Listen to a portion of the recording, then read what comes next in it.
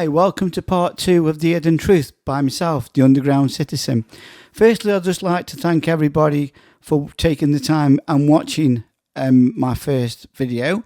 It's the first time I've done anything like that. All in all, it's been really positive. I thank everybody and all the kind comments and emails that I've had. So I did say I was going to do a part 2. Now all I want to do in this is really just point out some other anomalies I've found in other videos. And if there is things that I talk about and it's already been mentioned, I'm also sorry about that. I might see things that trigger me to use content. Like I was watching Penny Bunny. She's a fantastic channel. I love the way that she comes across. All the channels have their own uniqueness. But I was watching something and it was outside I would imagine it's outside where they did the press conference, and I'm going to start the video with that. But, you know, if I see something, a video, and I think that doesn't look right, then I will credit the channel where I've seen it, and that's what I'm doing. So, Penny Bunny, if it wasn't for you playing this bit of footage, then I wouldn't have been able to have seen it. So that's what I'm saying. So, you know, thank you. Yeah, a little bit about me, okay? Now, it's a funny feeling being awakened because you see the world differently. If you are awake, you will know, and you will see signs, and you will see things that you think, you just know when something's not right. And that's, I think, what's happened with this case. I felt that something isn't right, and it's just something I picked up on. I could be totally wrong, and I could be right, or, you know, right down the wrong track. But even if people see some things in my video and it's like triggers you into thinking other things, that's great that we work together. You see things and you sample things, and it helps your channel to explain things your way, because in this case it seems like it could go down the UFO channels with being abduction, just vanished into thin air, psychic channels, tarot card channels. You've got the true crime channels. It could also fit your narrative with the true crime. You've got the conspiracy theory channel. You know, that I would say that I'm boxed in a little bit with my theory. But I do try to rationalize things. I want to ground myself. I don't just want to think, well, you know, this is it. I try to, you know, ground. I ask other people's opinions and think, you know, is it just my opinion? And they rationalize things with me. So I'm always looking for a grounding of my thoughts. So enough of me chatting. That's a little bit about myself. Let's start. Okay. What I wanted to show you as well is how Sky News can be live from a location. It doesn't normally necessarily mean it's live at this point that you're getting a live feed. Now, a little bit of an anomaly here that I've found. It might prove my point, it might not, but what I'm trying to prove is that, you know, this is supposed to be live here, as you can see in the top right hand corner. Thousands of times. I hope you don't mind me using this. Trisha MichelleAfterDark, I'm not sure if I'm saying your name correctly. A great channel, followed you for a while now, and I spotted this and I thought it might help me to show you about the live walk that happened, because a few people have commented and said it was a live walk. So, you know, how could Ron be recorded and taken until Sky are happy with it? They take quite a lot of takes actually until they're happy with the one that they want to use. Now watch. Before, family are confident that she's still alive. Now if you look here, it's a bright morning, isn't it? This is supposed to be the morning, I believe. You can see that definitely in the background it's a bright sunny morning, isn't it? The sun's out, everything's lit up bright. Okay, The police, I'm sure we can all agree to on say that. she went into and they don't think she came out again. He's talking to Kay about Nicola Bulley's disappearance. Now just watch this, and this is carried on, this conversation. I mean, they're being investigated, or they may be investigated over there. This conversation is carried on from that point. If you want me to play it, I will do. In fact, let's play it from, so you can hear that there's no cutting. So if we play it from here, okay. And they don't think she came out again. Interesting that the family said a few days ago that it wasn't her habit to walk near the river. And you have to sort of keep coming back to the idea that, and even the police admit this, there's no evidence really of anything that might explain what happened to her. And in the absence of anything that suggests she's even come to any harm, her family will, like all of us would, cling to the hope that there is perhaps a possibility, however vague, that she is still alive, she's somewhere, she might even be watching the news coverage. And part of the statement they said yesterday was, look, don't be scared.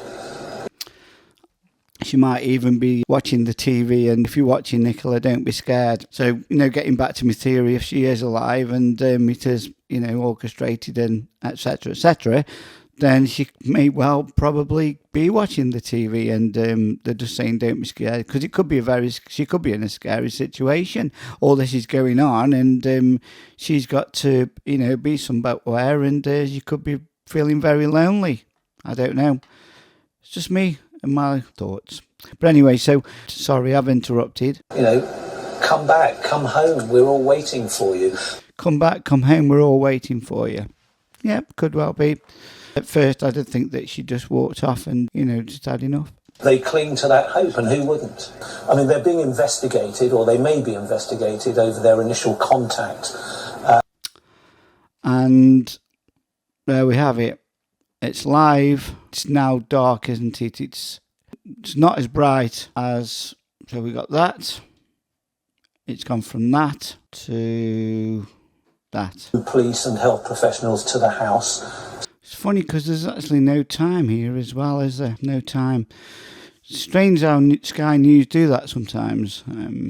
It used to be, the time always used to be there. I don't want to listen to that anymore, but if you can see my point, how dark it is.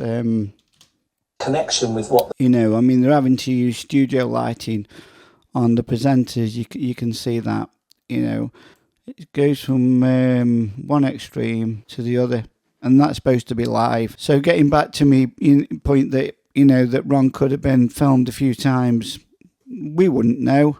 The only people that would know are the producers of Sky News and surrounding team. But I would imagine that it would be, you wouldn't be able to walk past until you had the go ahead, because in case you become an extra, or in case you come on camera and you don't want to be on camera or something, there'd be some policy with, some guidelines within that, I would imagine. Yeah, I just wanted to show that, I believe it was live from location. Sally Riley here, she was a first leading investigating officer, wasn't she? Now, this looks like it's outside of where they held the press conference.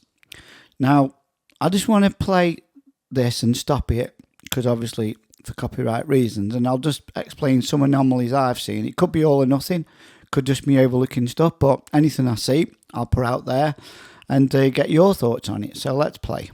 It looks very, very much like a big PR stunt, like, making it seem bigger than what it is. I don't understand it at all. I know these are from different news channels, I understand that, but I just find it very odd. Safety. Nicola is described as 5'3" tall. She's 45 years of age. So if we go back and just listen to what she says here. And her dog nearby. A dog nearby. So why is things changing so much? Why is the script changing? Okay, now I've showed you these little bits of anomalies that I've seen here. It's very odd. Some are quite happy for it to be recorded on the phone. She's a little bit of a distant. It doesn't even look like she is actually filming her. It just looks so set up. It looks so staged to me. It's so weird. Well, clearly as time goes on, naturally we become more and more concerned. We've done a really extensive search of the riverbank area, the towpath. There's people who have come out in droves to try and help find Nicola, which is really kind of them. It is a close-knit community. But clearly as time goes on, we are becoming more concerned for safety. I mean, look at this camera, guys. That is just something from a studio. Something that you would find in the big ITV studios when they've got to zoom in from a far distance. I mean, why would you take that big kit out? It looks big, doesn't it? You know, I don't know. It's just how my mind works sometimes. You know, it's making the situation look bigger than what it really is. That's what I'm trying to say. I mean, look here. You know, these are taking photographs. They're not videoing. I get. Yeah, they could be. I mean, I don't know much about cameras, so I can't comment for not, you know, owning one of these. They might want to get a really close-in shot. I get that. But these look like proper zoom cameras to sort of, you know, get birds in the trees. I don't know. So we're appealing for witnesses to come forward who may have been driving through St Michael's on Wyre at around 9:15 last Friday morning. So they're appealing for witnesses that was driving through St Michael at 9:15. Now, why would they want drivers with dashcam footage at 9:15 when a witness has come forward? This must have been the very first appeal they did. Okay, so and another thing is, they would have phone all the data, all the metadata the police would have had of Nicola walking. So they would have known at what point she walked. So even on the phones today, they can actually give you footsteps. They can tell you how many footsteps you've walked around the house within 5 minutes. That's how good they can pick up on the phones. I just wanted to show you a little bit of proof on how the law enforcement agencies collect data from your phone and how they use it in trials, and just to show you how accurate be obtained from your phone. So this is a trial in America. It's a trial of the decade. He manufactured a timeline from actually committing the murder to make himself look like he wasn't at the murder scene. Police have gathered data from his phone, and they're now showing him in court the data that they have actually got. Look at what's right in the middle of that circle. Obviously, the blue dot represents his phone. Almost like somebody drew a circle around the house, don't you agree? After that, you agree that Maggie's phone around 8:53 shows some steps being taken? That's what the data shows, yes, sir. Data doesn't show who's carrying it, but that's what it shows. Is that correct? That is correct. All right. And then you would agree with me that from 9:02 to 9:06, your phone finally comes to life and starts showing a lot of steps. I do agree with that. What were you doing? I was getting ready to go to my mom's house. Getting ready to go? I thought you took a shower already. You were just laying down on the couch. What all you need to do to get ready to go to your mom's house? I mean, there wasn't anything to get ready in that aspect, Wasn't but anything to get ready, I was was it? getting ready to go. I was preparing to leave. Doing what? I don't know if I got up, went to the bathroom. I don't know. I can't tell you exactly what I was doing. Well, that's far more steps in a shorter time period than any time prior, as you've seen from the testimony in this case. So what were you so busy doing? That's Going to the bathroom? no, I don't think that I Did you get on a treadmill? went to the bathroom. No, I didn't get on a treadmill. And it can even, go to the point of showing that the phone unlocks. Even the orientation can change landscape. There's so much information that can be retrieved from your phone. It's really, really eye-opening, actually, to know exactly what they can actually, device locked. So they can even tell if the phone's picked up and moved. They can tell if the phone's picked up and turned upside down. That information will all be on the phone. So I know everyone's going on about the phone and saying, it should be fingerprinted and etc., etc. Yes, that is the case, but there's obviously information from the phone that they feel is enough information to put that situation at rest, so to speak. I keep saying that if this is, all set up and orchestrated and planned, then to be honest, the information from the phone, from the witnesses, won't really make any difference to the outcome of the situation, really. But time will tell. I could be totally wrong about this, and it'd be great if, even if I am wrong, at least I maybe give you some information about how phones work, and I might have just opened your mind a little bit to other possibilities, which is great. I think it's very stimulating to think outside the box as well. I just find it really interesting. Anyway, let me see if there's anything else that I can show you about a phone.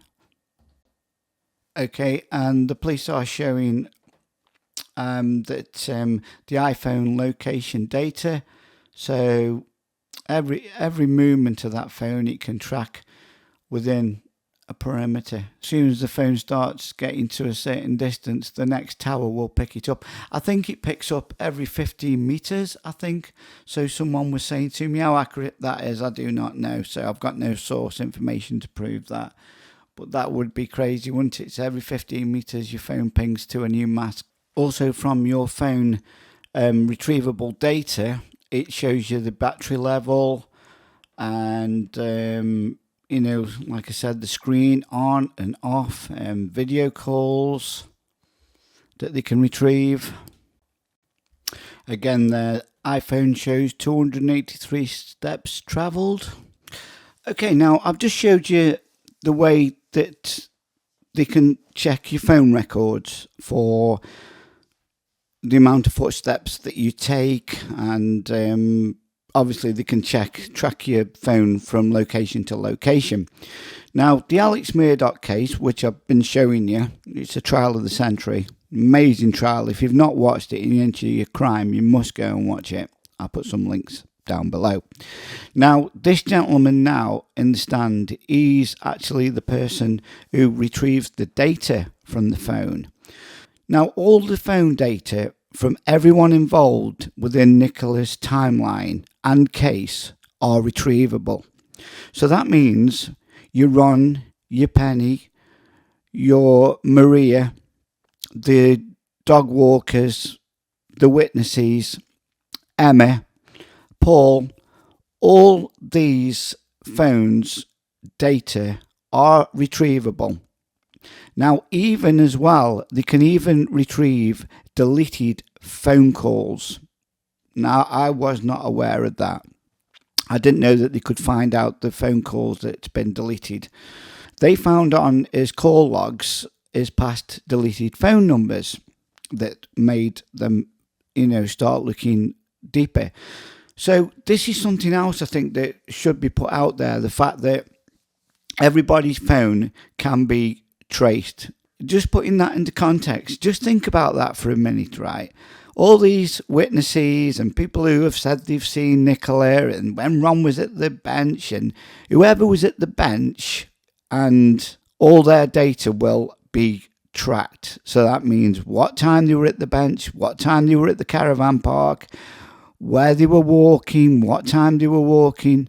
Just take all those facts into consideration. Didn't know where everybody was at what time. So when Ron is at the bench and he said, I had a phone call and my wife tried to phone and Penny was phoning and I had a conversation, all that's listenable to.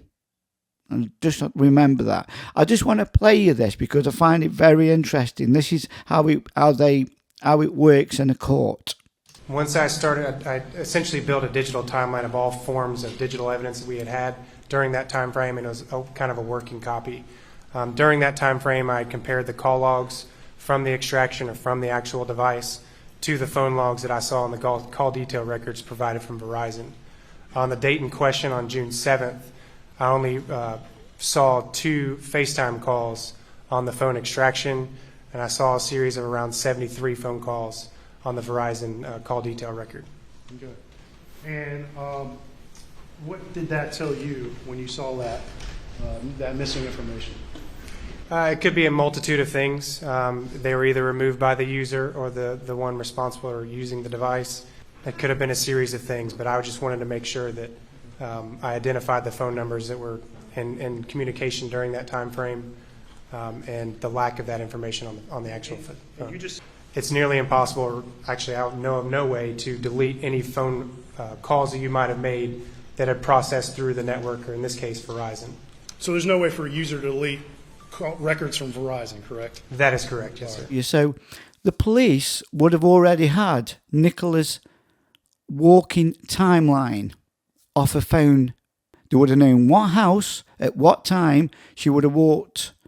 It's almost as if, for some reason, they don't want to give you exact information. That's how it looks to me. I just find all this very OTT. All this OTT. I do. It's what, and why keep showing you this? Why do we want to see this? Who's there with the cameras? What's more important? Sally Riley being interviewed, or all these channels are out reporting on this? I know it's a a story, but you've got to think, well, why are they making it so big? Why are they spinning it? Why this? It's like, okay, we're doing a press conference. Can you come and bring the biggest camera you've got, please? It just seems a bit OTT to me. It's not correct at all.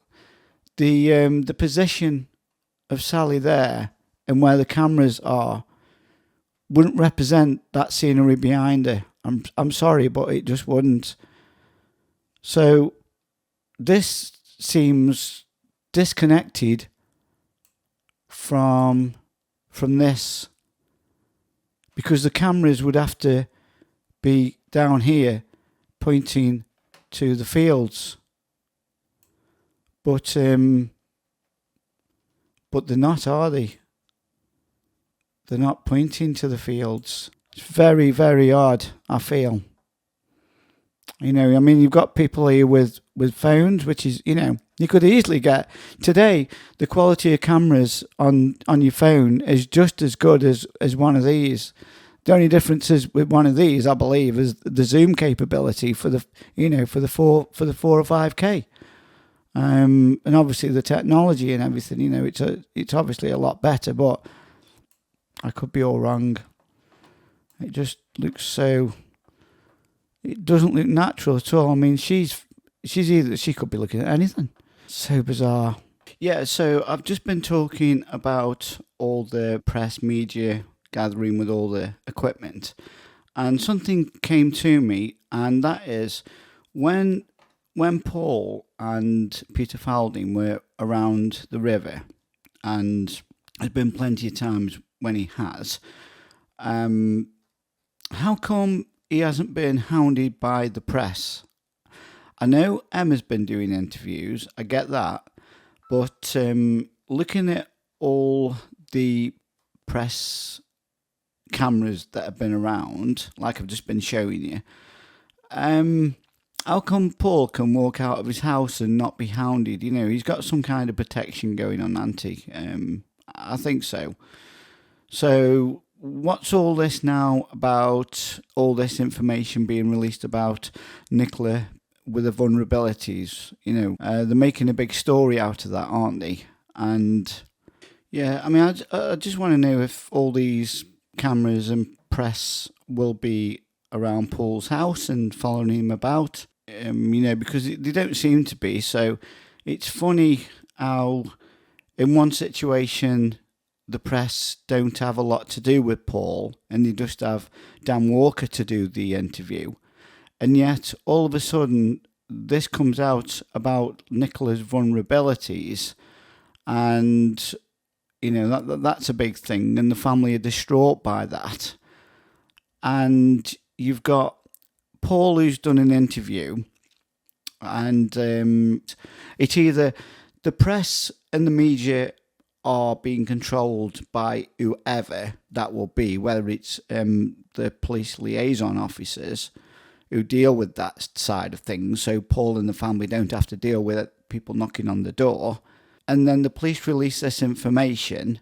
It just seems everything's controlled and everything's being released, and like I said before, it seems like there's a timeline of events that are happening at significant times, That's how it seems to me. Following the information that was provided to the police by her partner Paul, and based on a number of specific vulnerabilities that we were made aware of, Nicola was graded as high risk. Now, I think on this part here, they're already telling us that Nicola was already high risk. They knew that information because if you go back to January, I think it was the 15th, I might be wrong, but it was early January, wasn't it, where the police were called out, and it was a welfare visit. So the police have already disclosed that there was some kind of vulnerability, or there was some kind of something going on that was a bit sinister, if I can use that word. There was something sinister that was going on within the family. It hasn't been disclosed yet, but the police have dropped that there. I don't feel that it's just off Paul. I really don't. They haven't really been very clear there, have they? And you get that a lot in this case. They're not committing themselves to anything. They're leaving it open. And based on a number of specific vulnerabilities that we were made aware of. So specific vulnerabilities that they were made aware of. Now remember, there's different departments, isn't there, within the police force. So they could have been, told from the other department in the police force that deals with welfare checks and welfare visits. She was immediately treated as a MISPA, and then on the Monday, the 30th of January, I was identified as the senior investigating officer. At that time, we reviewed all the information that had been gathered in the days prior to her being reported. And as any senior investigating officer does, you form a number of hypotheses, that is, scenarios which are possible from the information to hand. Sometimes I think, are they just smiling for the camera knowing they're on TV? Because I try to rationalise it. Grading Nicola as high risk. That's what I try to do. And have continued to form part of my investigation throughout. It's almost as if she knows something, isn't it? So strange. In terms of, sorry, what was the second part? Again, just so much laughter in this case. You've got Nicola's sister giggling. You got Paul giving a giggle sometimes. You've got Dan Walker giggling. I'll show you that a bit further down the line when he's interviewing Paul. It's almost as if, sort of when you know something that no one else knows. And it's, it's like a secret that everybody knows. And, you're having to play along, and you just sometimes want to burst out laughing because you know what's really going on. That's the only thing I can think of, really, sometimes. Like when you see a movie and sometimes you have to do a retake in a movie because they're doing a serious acting bit and then all of a sudden they just burst into laughter and they have to retake it. So that's how it looks to me sometimes. That's your question? 20th day since... Absolutely.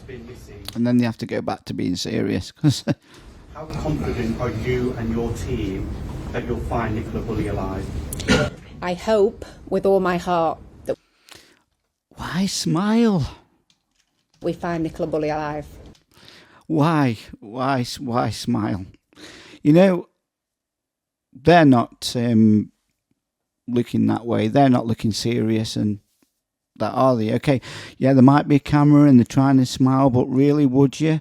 Knowing the emotion that's involved, I don't really think you would. I really don't think that you would be giving... I hope with... you wouldn't... you're talking... You're not just talking to this...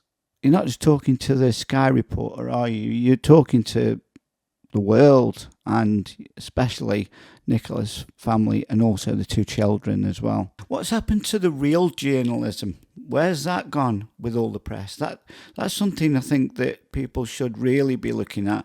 There is no real journalism anymore, is there, in this country, whereby they can investigate. Investigative journalism seems to have disappeared. The only investigating journalists to me is YouTube and the armchair detectives. And is that where they need to control it? Is that what's going on?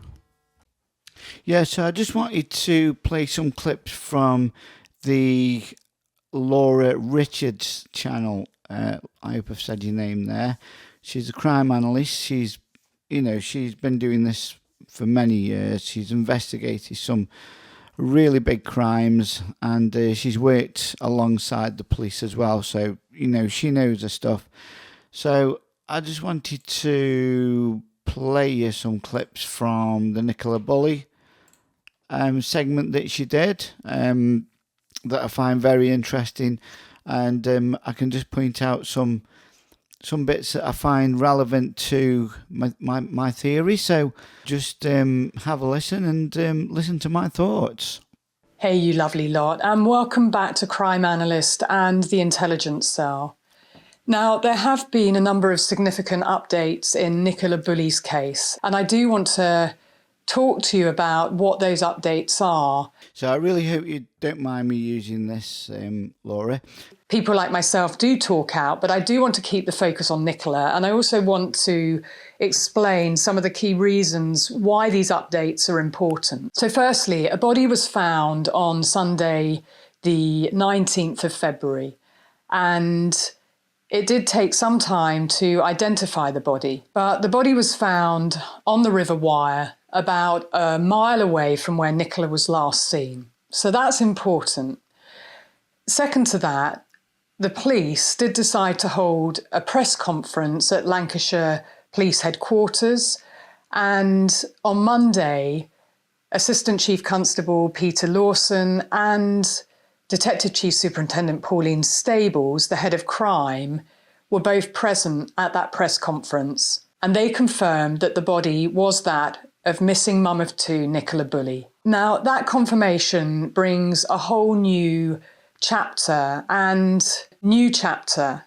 of processing that they have to go through. And I do just want to read what the family said in terms of their statement, because I think it's important for us to hear their words. And this is what the family said. Our family liaison officers have had to confirm our worst fears today. We will never be able to comprehend what Nikki had gone through in her last moments, and that will never leave us. We will never forget Nikki. How could we? She was the centre of our world. She was the one who made our lives so special, and nothing will cast a shadow over that.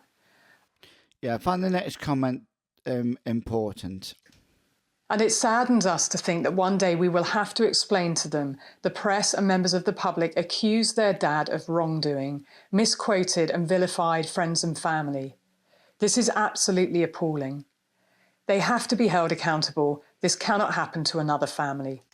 Yeah, so, it's talking about obviously all the speculation and everything that's going on YouTube, social media, armchair detectives. I find it all very odd that these statements and everything's being blown out of proportion to do with especially saying how they will have to explain the press and members of the public accusing their dad of wrongdoing. What gets me with all this now is it's blatantly obvious that that the police have no concerns about Paul whatsoever. It really does seem that way, because the Lancashire police are allowing this statement to be put out there in the public domain. They're actually, they're promoting it. They're stating that the dad's been misquoted in wrongdoing, and this is absolutely appalling. They have to be held accountable. This cannot happen to another family. In other words, there's got to be an investigation into this, and it's got to be stopped from happening again. That's what that seems like to me, the police. So what about the way that the police have handled the situation? How come, who's on our side? Have them investigated on their handlings? Maybe, as we all know, if the police did the job correctly. And that's what I want to say, right? I want to say this. For this case to be so many questions, then there's got to be a reason for that, hasn't there? It's not coincidental that everything's been put out that way. It can't be. It's too organised, isn't it? It really is. Everything, no CCTV footage at the school to verify anything. No doorbell footage from Nicola walking. No dashcam footage whatsoever. Witnesses come forward and then they say they didn't come forward. So that would be the police making that up. It just seems like a manufactured story to me. There's no other way. I can't understand it not being that way.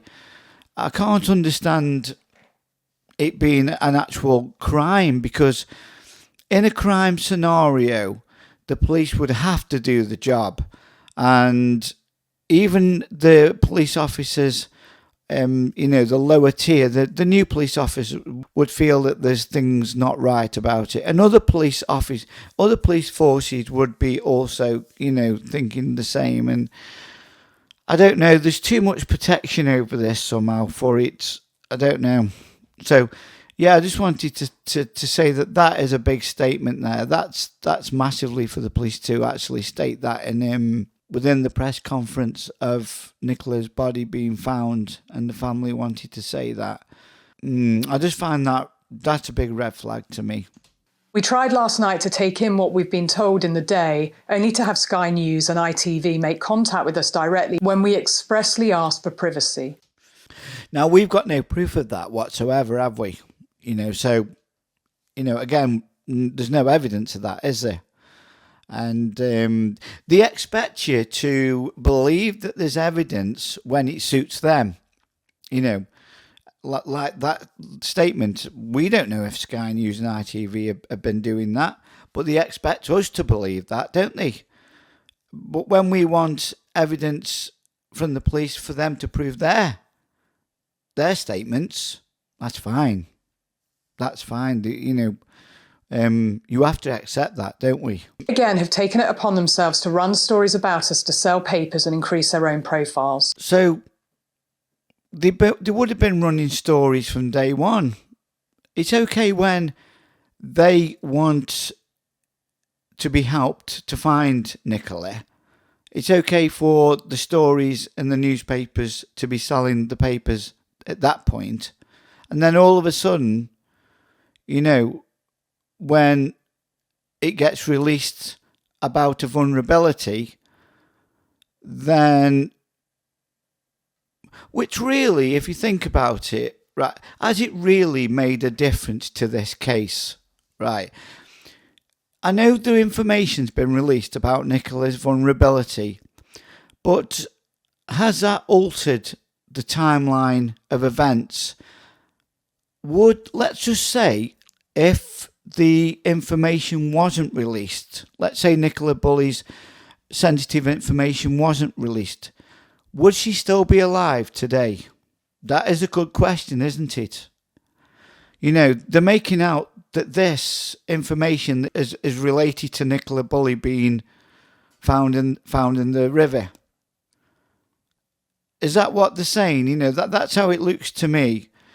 They're saying if this information wasn't released, then Nicola Bulley might have had a chance.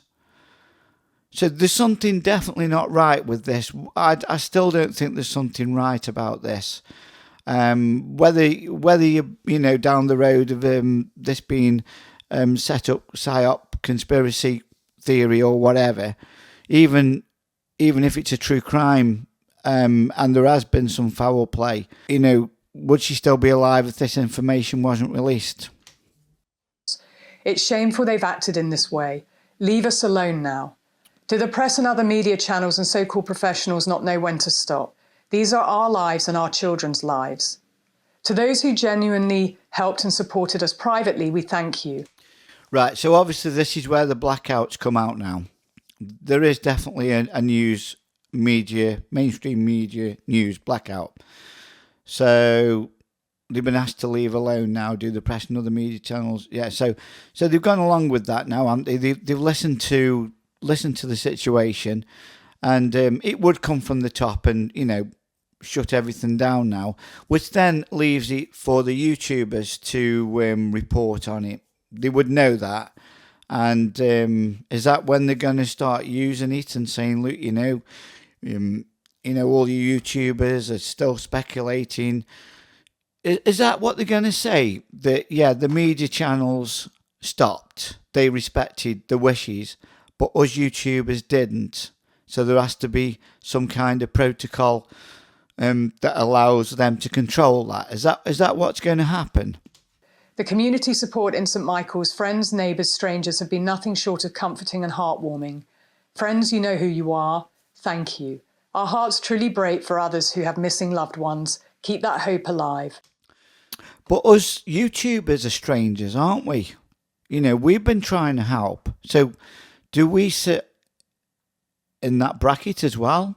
Do you guys, all you YouTube channels who are doing your best, the top channels, the little channels, the underdog channels who are all trying to help, we're strangers. So how come we haven't been comforting? So yeah, the friends would be the people that have stuck by Paul, Emma, and not had any speculation towards them. I still find it strange that this case did get all the hype, all the media hype, and I've showed you some of that, haven't I? Some of the cameras that are used, the PR behind this case has been a lot, hasn't it? It was from day one. So it makes me wonder that it has been planned, all the PR and everything going forward. It escalated quite fastly, didn't it? Finally, Nikki, you are no longer a missing person. You have been found. We can let you rest now. Yeah, so, getting back to my very way out theory, Nikki, you are no longer a missing person. So, you can rest now. Hopefully for the situation, I've said that, I hope she's alive. I know it's far-fetched and way out, and one of my comments said that, that was it. Don't be ridiculous. Now, okay, yeah, it is a ridiculous theory, really, because if, it doesn't sound very, it's not something that happens every day, is it? It's, but, with the strangeness of the case, why can't it not be ridiculous? Everything that we've been told is ridiculous, isn't it, from day one? You've got the timeline, you've got witnesses that are ridiculous, you've got the phone wandering to the bench on its own ridiculous, the police are being ridiculous.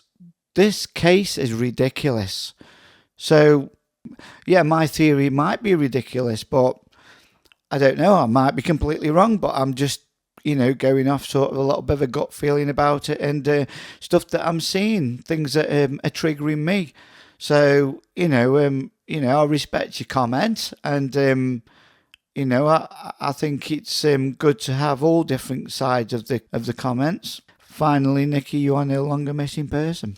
We love you, always have and always will. We'll take it from here.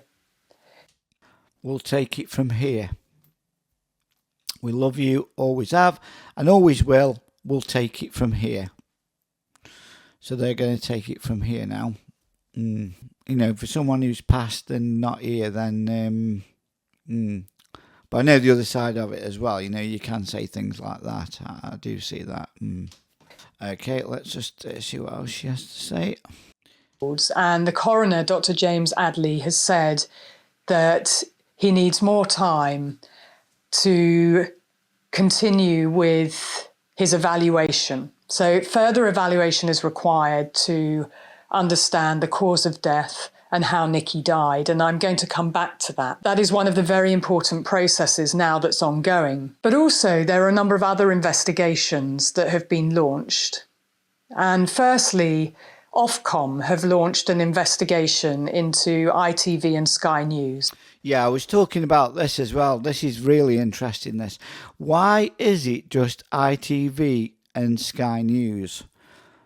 What about Channel 4? They were there, weren't they?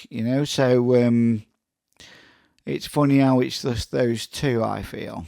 Now, the family expressly asked to be left alone and they continued to contact them. So it's quite right that questions are asked about why, when a family have said that they need to be left alone to process and grieve. Also, the IOPC, the Independent Office of Police Conduct, were also contacted by Lancashire Police. It was a self-referral because they had previous contact with Nicola and her family on January the 10th.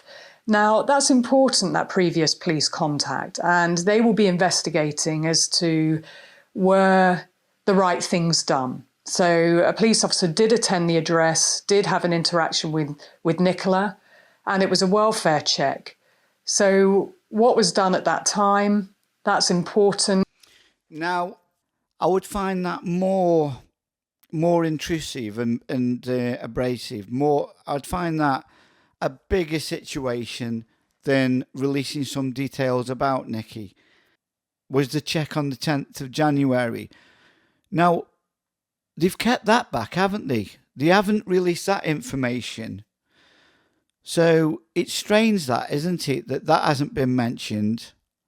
And I would have thought that if that would have been mentioned, that would have been a bigger scenario, because that's a private, house call situation. I would have thought that would have been more sensitive. I mean, we don't know if this has happened, do we? We don't know if the police have been to the house. I haven't seen any investigating journalists. The only one I've seen is Curtis. He's the foot soldier on the ground. And, for whatever reason, I've got my suspicions about Curtis for my own personal reasons. I think he's does some great content. He is on the ground. He is a foot soldier.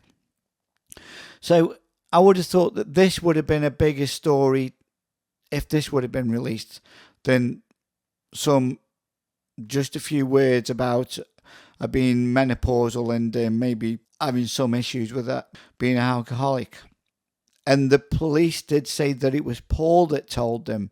Previous police contact, and they will be investigating as to were the right things done. So a police officer did attend the address, did have an interaction with Nicola, and it was a welfare check. So what was done at that time? Now, also another review has been spoken about in the media by Lancashire Police. So this is by Lancashire Police explaining that when people were pressing for a review of the investigation, and I was one of those people, that they came out and said that the head of crime, Detective Chief Superintendent Pauline Stables, would do an internal review. So she's fantastic, isn't she? How she's pressing for things, because she obviously knows there's something off with this case, and she's really good. So she's got some clout, hasn't she, to be able to put this forward and for the police to take notice. How much notice they take is again, time will tell. Now, I did write on social media that I wanted to see an independent review, and I still stand by that. I don't think it is good practice for the police to mark their own homework. I really feel that an independent body needs to review the investigation, and an experienced independent body. And actually what I wrote on social media was that must happen urgently. And it is standard practice, actually, that in a high-profile case, after 28 days, that an external review is carried out by an experienced police force. And that has happened before in the Soham case, for example, with Holly and Jessica. The Metropolitan Police undertook a review, and it was my boss at the time who undertook that review, and I was part of that process. And it's right that happens. It's a fresh pair of eyes. Yeah, so she definitely knows, what she's talking about here. She's worked alongside these internal investigation units, which is really good. Now, my question to you is, if it doesn't get reviewed by an external investigation team, that is another big red flag for me, isn't it? And it should be for you guys as well. You should be questioning why. So if it isn't, then obviously they're covering something up. Now, what would they be covering up? Let's have a think about it. If they're covering up a murder and there's going to be heads that roll and jobs lost, so would the police actually put those jobs on the line at the moment? And I know it does happen. I know it can happen. I've seen a video of the police in the River Wire, doing some wading and that. But, that could just be them going back and making it look like they're actually doing something.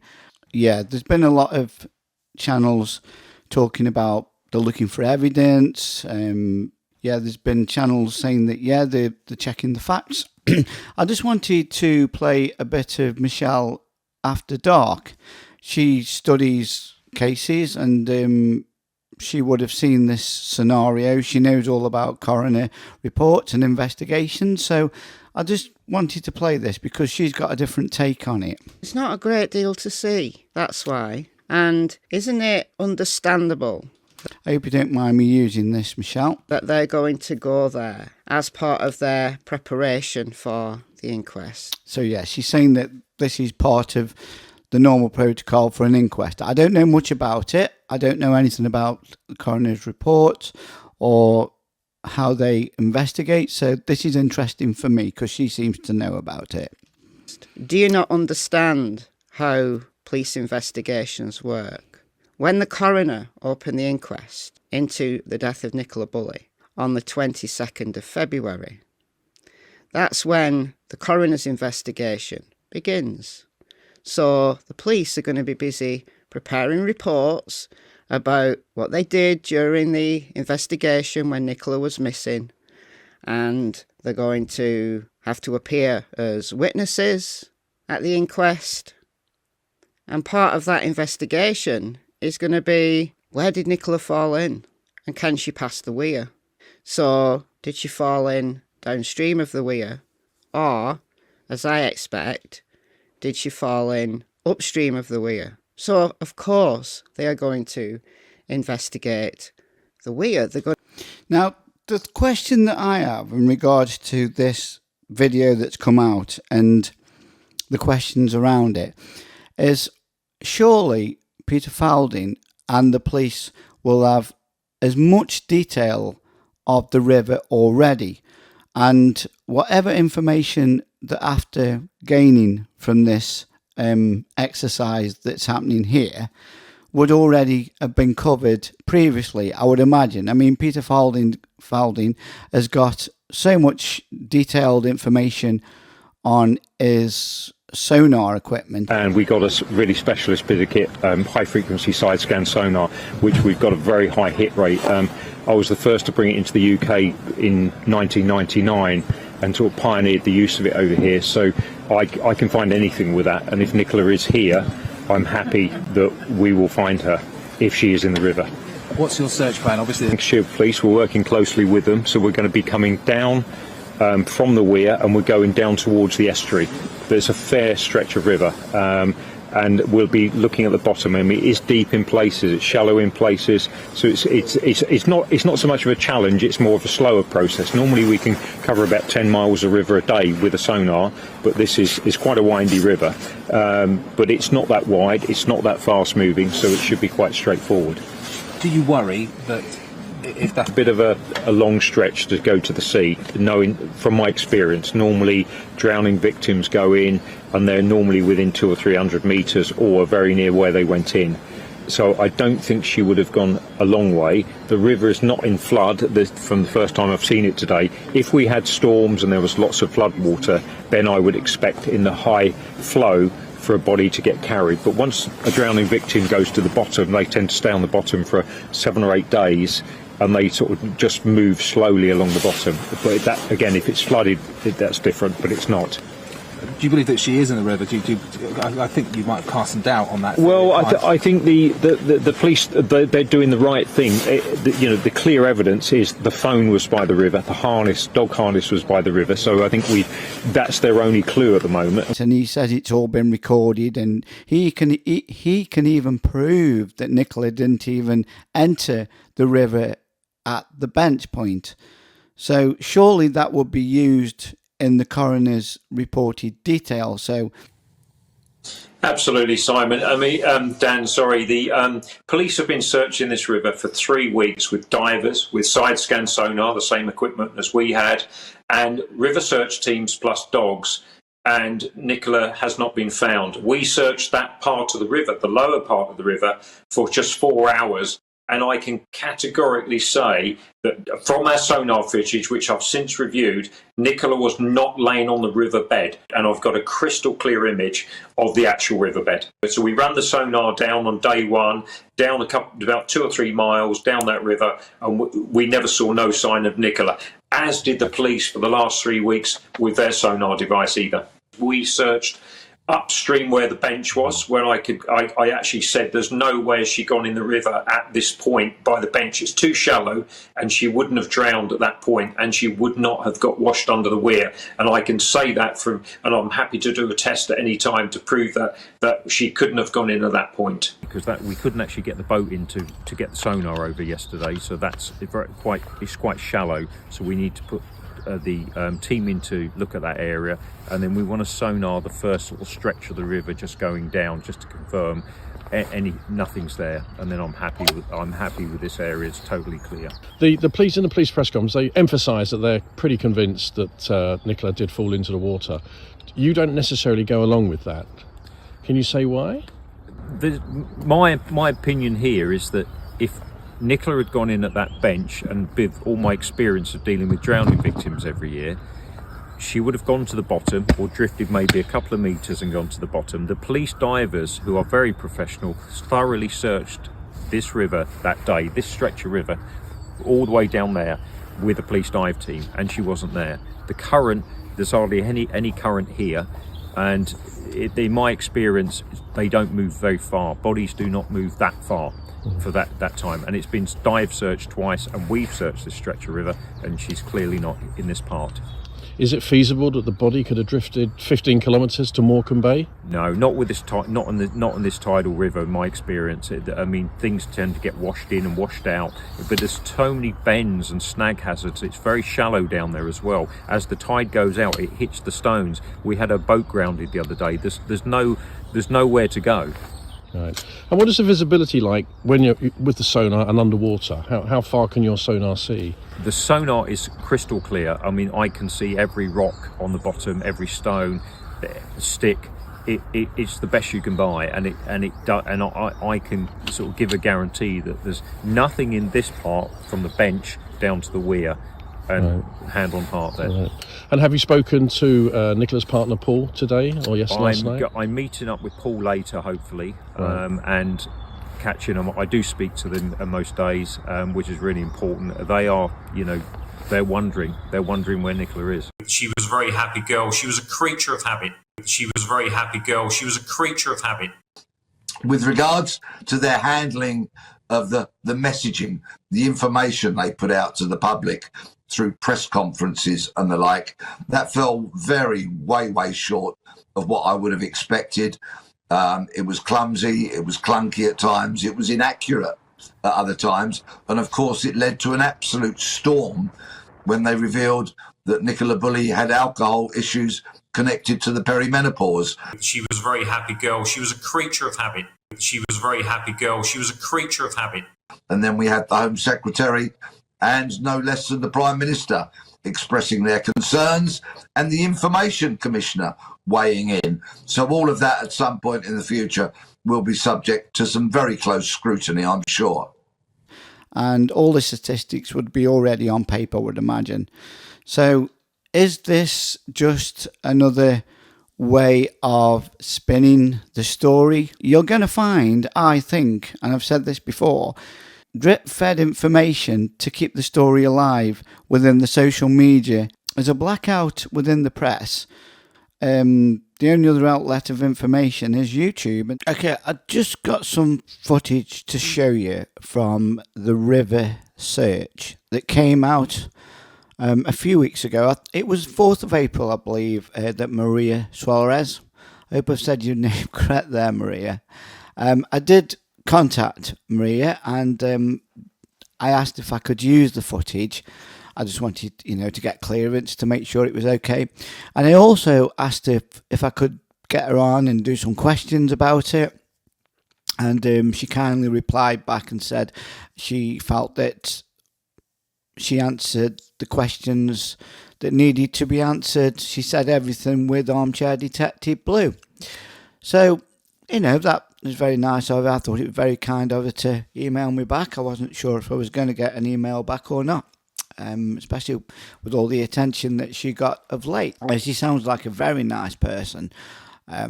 Even from the interview that she did with AD, I thought she came across really nice lady, very well spoken, and she certainly knows what she saw, doesn't she?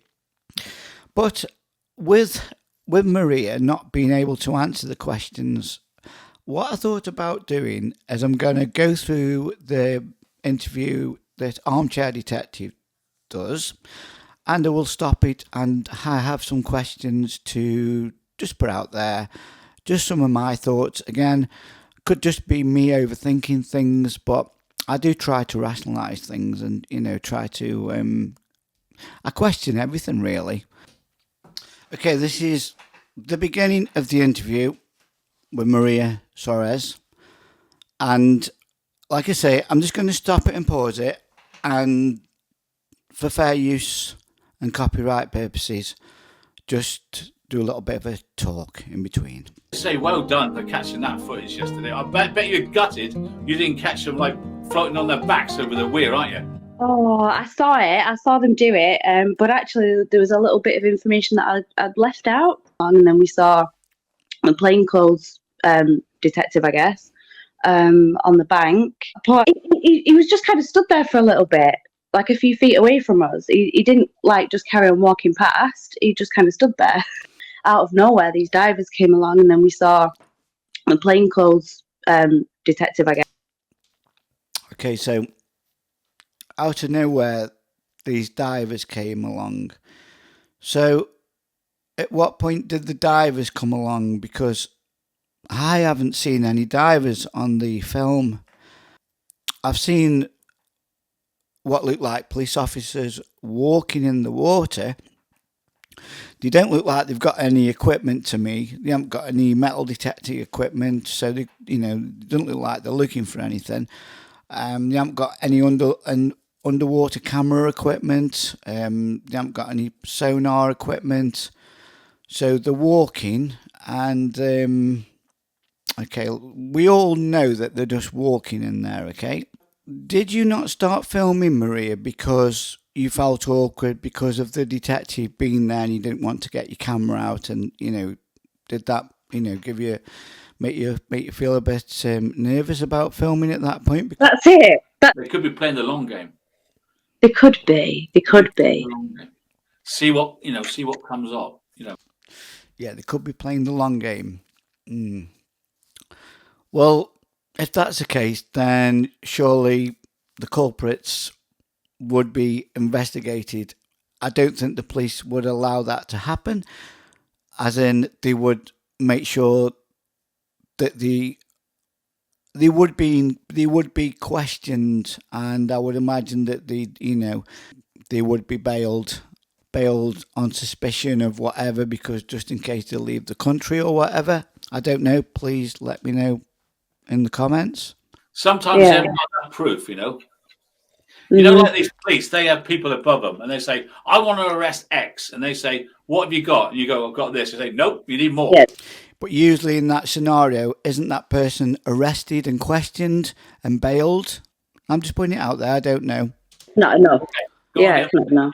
It could be that. I hope they're doing a lot more than they seem to be. And seeing them yesterday, initially I felt hopeful. If they're back in the river and they're investigating, they clearly don't see it as the open and shut case that they've tried to say that it is. No, unless the coroner said, I want you to go and do some tests, for this. Yeah. Possibly. Yeah. It's some very important footage, isn't it, really? It's been everywhere. It's been on social media. It's been on mainstream news. And the other question is, you've got Curtis Media, who gets arrested for perverting the course of justice. And Maria's video has been loaded up and it's been all over social media. Even the newspapers have picked up on it. And how come Curtis Media gets arrested for using footage and perverting the course of justice? Now, wouldn't the police also find this footage of the same nature? I'm just thinking if I was up there, or yourselves with your partner, and you were filming the police in the river, and you get back home and load it on your YouTube channel, and it grabs all this attention, would you not expect it to be removed? Perverting the course of justice. It's a very grey area, that is, isn't it? So, I don't know. It's just something out there I wanted to say. And I did say in my last video that there's going to be, drip-fed information that's going to keep Nicola Bulley within the media spotlight, and with social media spotlight, there's going to be something coming out. Like Ron says, every day. Something new comes out every day. And that's what I feel is happening here. They're doing a lot more than they seem to be. And seeing them yesterday, initially I felt hopeful that if they're back in the river and they're investigating, they clearly don't see it as the open and shut case that they've tried to say that it is. But they certainly don't look like they're searching for anything. And what I've said as well is there's also around this area here, MichelleAfterDark has mentioned on many of her videos that there's a recording flow station, a river flow station recording unit, whatever you want to call it, and it shows you the flow of the river throughout the year, at what times, how it's flowing back and forth on the tides. It also tells you. In fact, let's just go and have a look at that video, just so I can point out a couple of things. We'll get back to this in a sec. Okay, so this is the station at basically where those police officers are investigating Nicola Bulley, supposedly. Now, as you can see, you can put in here, it can convert how fast the river is flowing per second, and you can do it to miles. So if you want to go and have a look Converter for meters at this, cubed, it's like 51 miles an hour. That's insane. I don't know how accurate that is. So this is what I wanted to show you is if the police and the coroner really wanted to. Now, the correction that I want to make, a few people told me this, and so if the coroner wanted to find out any information on the day about the water, it is all within this chart here. They can find out anything they want to.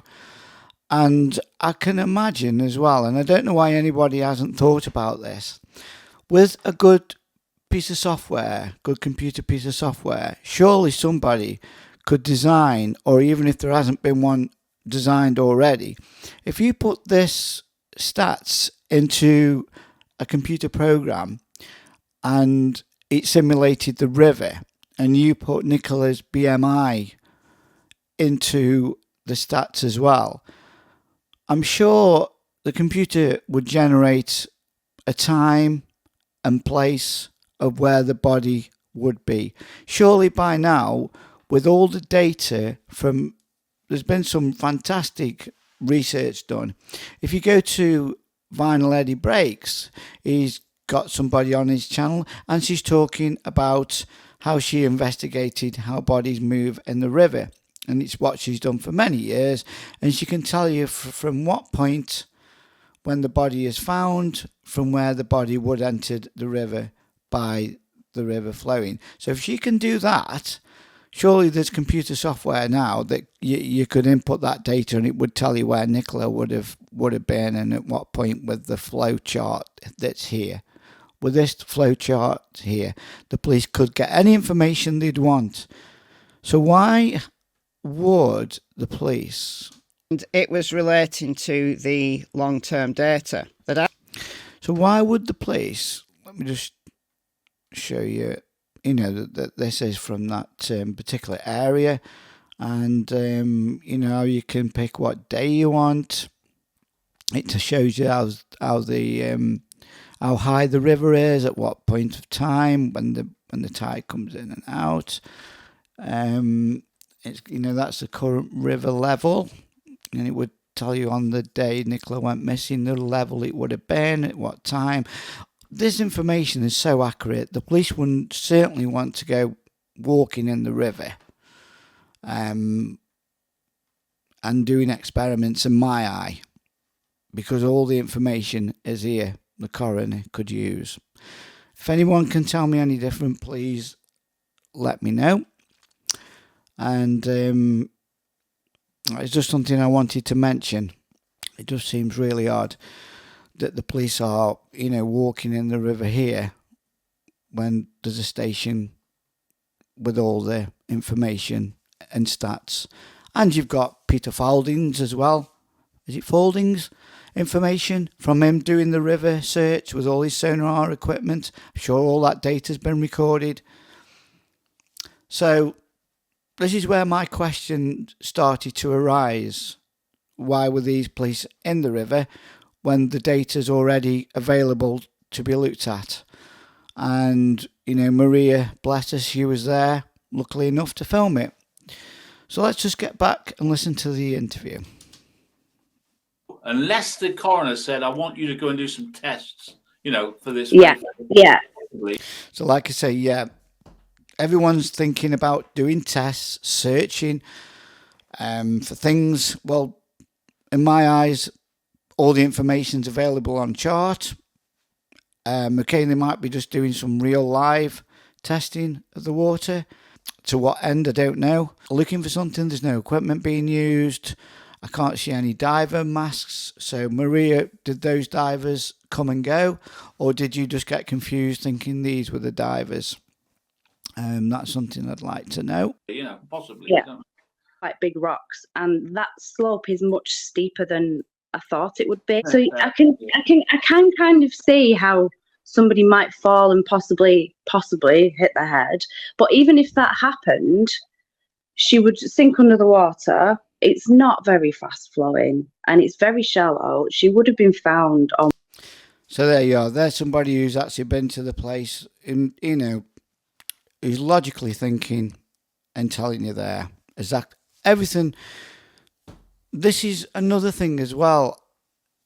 If we know all this and we can see this, then come on, people, the police would know this and see it as well. They've got an obligation to the family, you know, and to the public as well, to us. So, and like I say, you know. What time of day was it that you saw all this? It was 11 o'clock. Do you realise how important this is? That no one would have known. No one would have known without you. Yeah. Yeah, you know, it is questionable. It dawned on me quite quickly after I got it. I was like, well, people need to know this. And they didn't want us to know. I mean, like, no, they didn't. You think what's happened since they closed it down? They've said, right, no more talking about it. This would be massive on the news. This psychic finding the body. What's your thoughts on that? Didn't it? It was in this tree, right? So it was in this tree. And then when we all said, well, bit coincidental, the only lay-by that's anywhere near the river is where the body is. Someone's put it in there, which is quite plausible, right? So then he changed the story and says, no. I saw it floating down the river a quarter mile away and I followed it. I know I was in the right place at the right time. No, there was another couple that we bumped into, seen them in the river as well. We had a good chat with them afterwards. Car park where Nicola would have parked. Really, really happy to share what I've seen and been able to capture it, because it's quite a big part, really, because we've not heard anything from the police at all since it all went quiet. And this is the first sort of bit of news. So this is the first sort of bit of news. Let's rewind that back. sort of bit of news as to what they're doing. It's funny how you've used the term news when then all of the sudden it's in the news. I just found this interesting and I wanted to put it out there. It certainly did turn into news, didn't it? So I'm just really, it is. I'm really happy to share it. It didn't make it a crime scene. And yet they come back after all this time and doing tests. Why didn't they do this day one? Why didn't they rope it all off? Why didn't they see if there's any fibers on the bench? Why didn't they see if there's any marks on that 10-foot drop? Why didn't they see if there's any footprints? Why did they do nothing? Yeah, getting back in, my thoughts are the reason why they didn't do nothing is because there was nothing to do for. They just wanted to believe that she fell in and didn't really want to entertain any other possibility of news as to what they're doing. Possibility, despite them saying that they were looking at other possibilities. I just think right from the word go, they weren't interested. That's how it feels to me. And even when they were recovering the body, there was no crime scene. But nothing. It looks very suspicious. No, there's no crime scene because I don't believe there ever has been a crime scene. That's why I really, really don't. And that's why I feel that they haven't treated it like a crime because there hasn't been any crime. Something that Mind Juice has mentioned that got me thinking tonight about the police officer involved. I hope I can play this, mind you, so you don't mind, but I'm just going to use a bit of something here because I find it very interesting what he's found. Okay.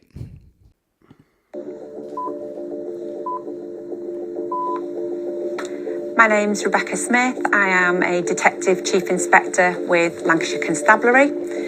Currently, I have responsibility for the Force Serious Crime Team, responsible for serious and organised crime, and also the Online Child Abuse Investigation Team.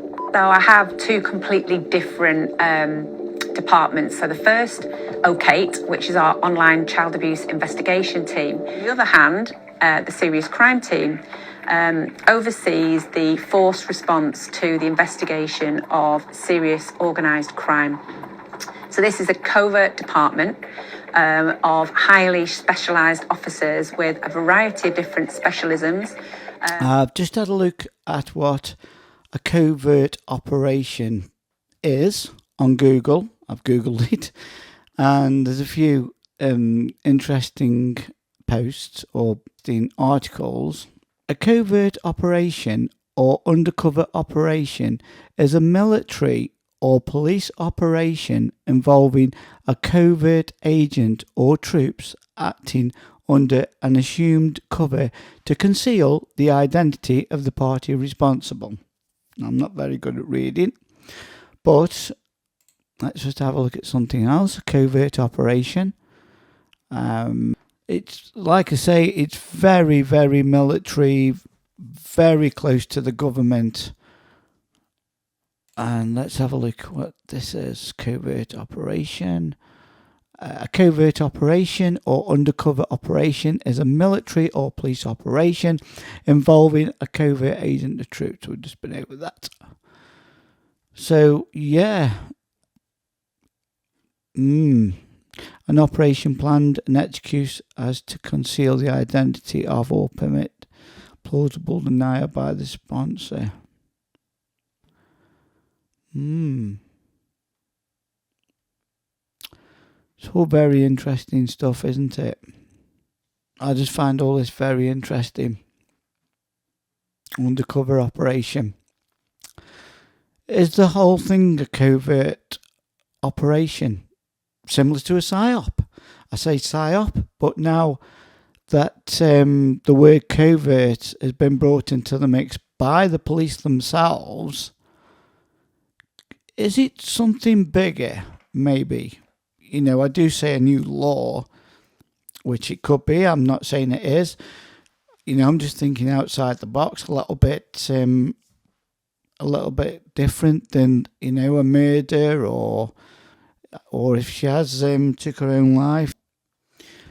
Because when you join the dots as well, and you think about covert operations, and I've just showed you how deep covert operations go, you know, it's obviously connected to the government, without a doubt. You know, intelligence collecting, law enforcement, and then you've got the Home Secretary and the MP getting involved. I've said there's something. This is coming from way up high. This is, without a doubt. You know, if this is staged, and the reason why the YouTube channels, you know, are struggling, not so much struggling, but the evidence that we have is only the evidence that the police are disclosing, and that's only been disclosed to the press as well. I just find it's too scripted, it's too organised, it's too perfect. The whole thing is too perfect. It's not straightforward. And I think if she had fell in the river, or if she has de-lifed herself, then I don't think it would be this complicated.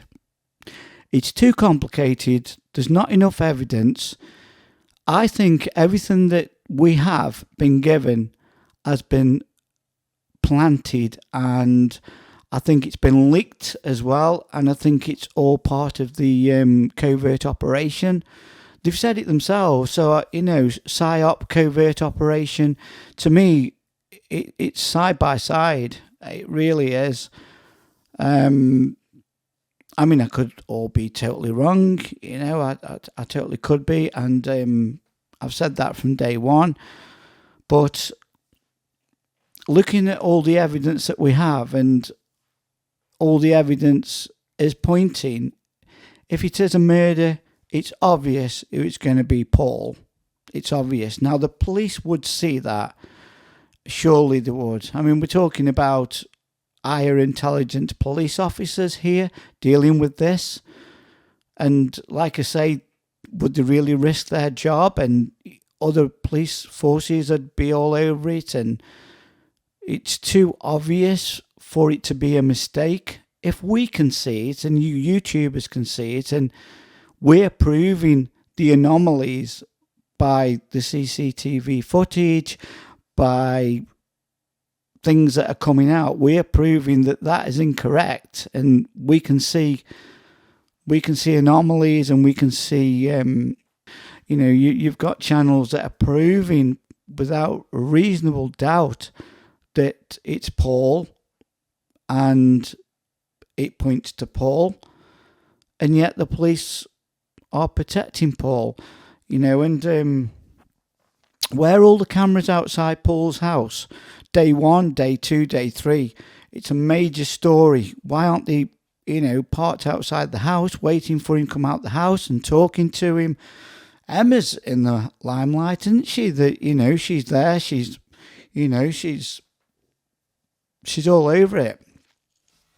I just find it too strange, too organised. It's too synchronised. Everything is too synchronised. They're not being direct with anything they're telling us. They'll, you know, and the channels, the true crime channels, are trying to prove to the police beyond reasonable doubt who's actually could be involved. Now, if we can do that, if you guys can do that on the channels, then surely the police be able to do it. They've got phone records of everybody involved. You know, they would have past phone calls. They would have any evidence they would have there in front of them. It's only a small village. And if Emma had a thing with Paul, that would be rumoured and people would be coming forward. It's too organised. Everything's too synchronised, too organised. It's weird, it's strange, it's odd. Digital media investigators, we have analysts. So what are they analysing from this case? You know, going back to my theory of, there's going to be new laws or of that, so to speak, with shutting down these YouTube and TikTok and social media channels that are talking about crime. Is this set up and she's part of the analytics team, that keep an eye watching the social media side of this case? That's her speciality. I found that very interesting, people. And we have a huge team of officers, not a huge team, but a team of officers that are surveillance trained.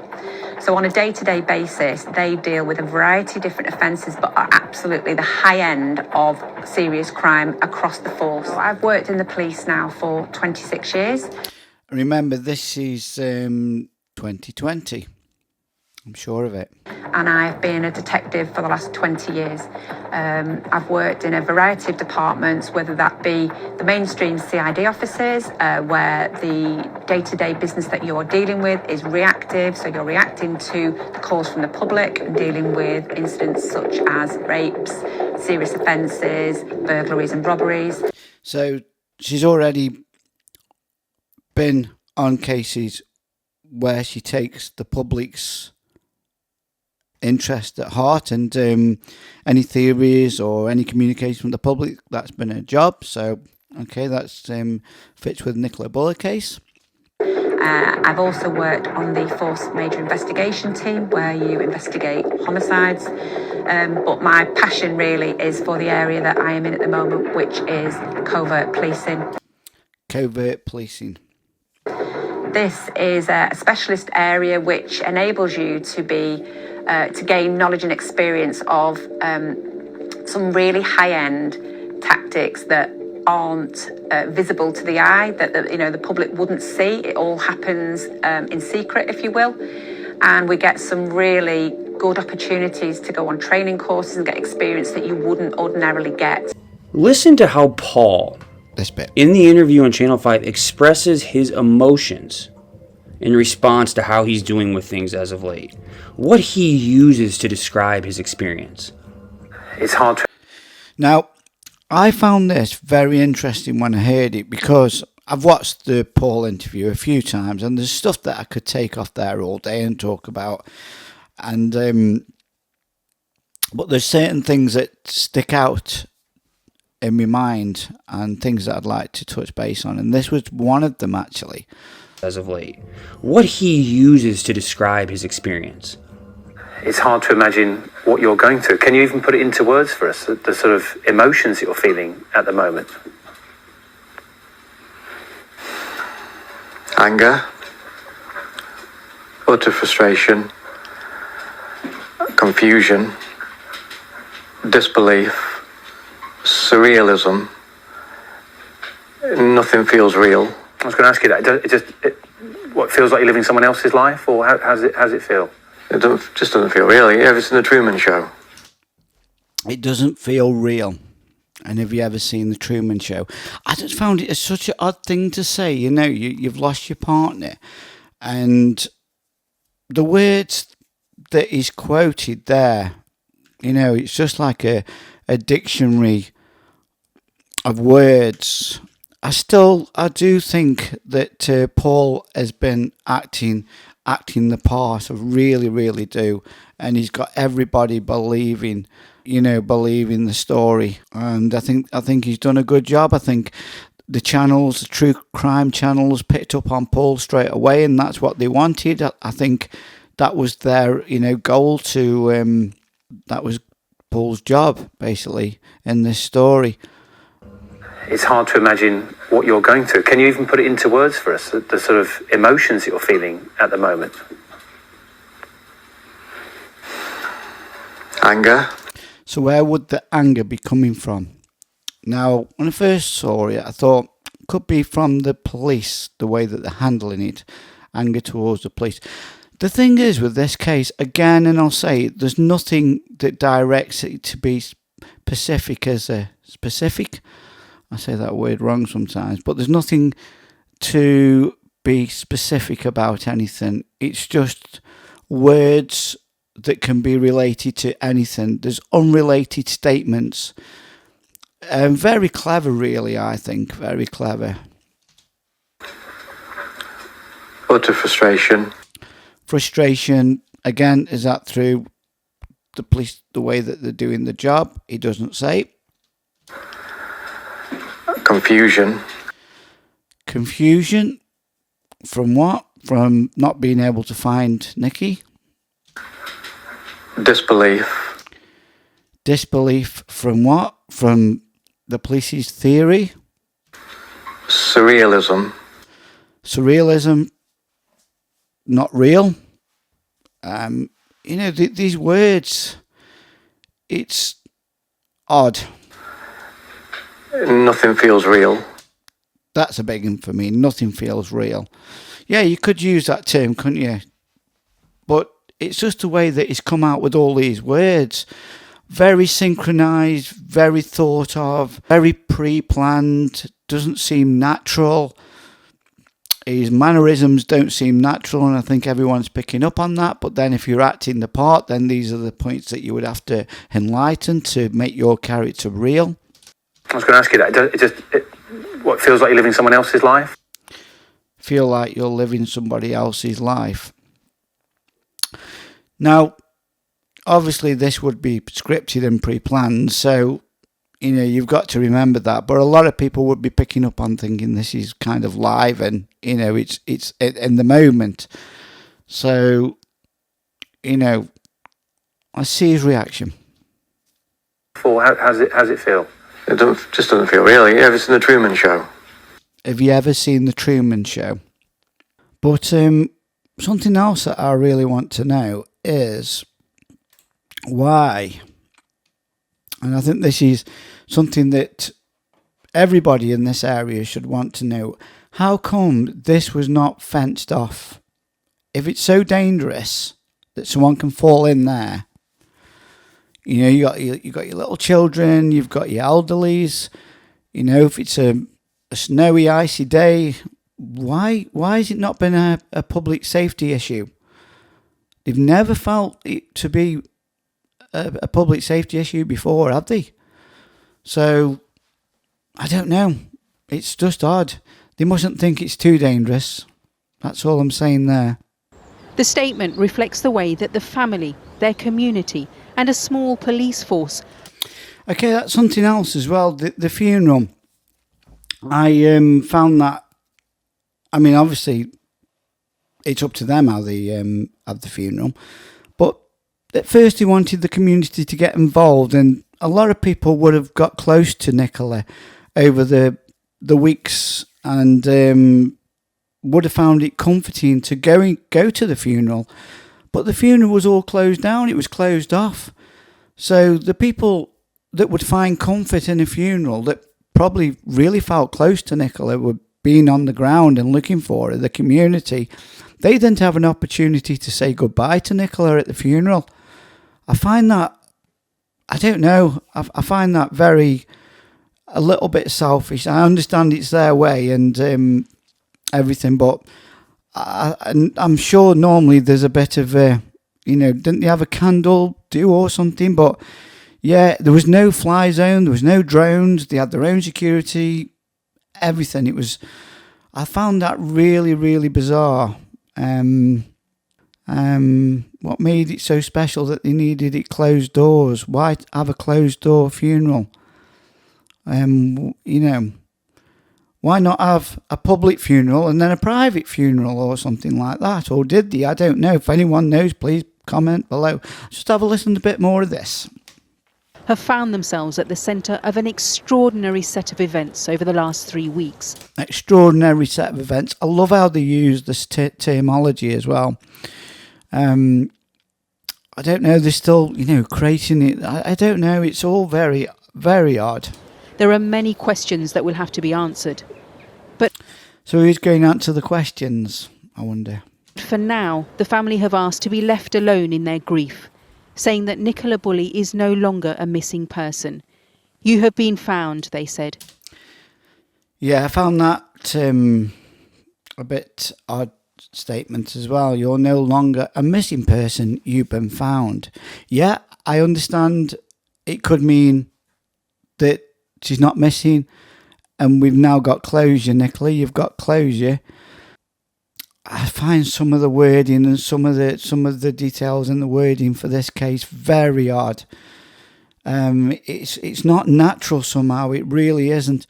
We can let you rest now. So a very poignant and at times angry statement from Nicola Bulley's family. They've had to endure the agony of the last 3 weeks, and an exceptional 3 weeks it has been. But it's funny, isn't it? You let yourselves into it. You know, you open the doors to the press and getting the public involved. What would you expect? You know, and who does the communicating between the family and the press? Don't they have a press liaison officer, or the family liaison officer does that on behalf of the family? I found it really odd that Ofgem are going after ITV News, and they're going after Sky as well. This looks green screen to me.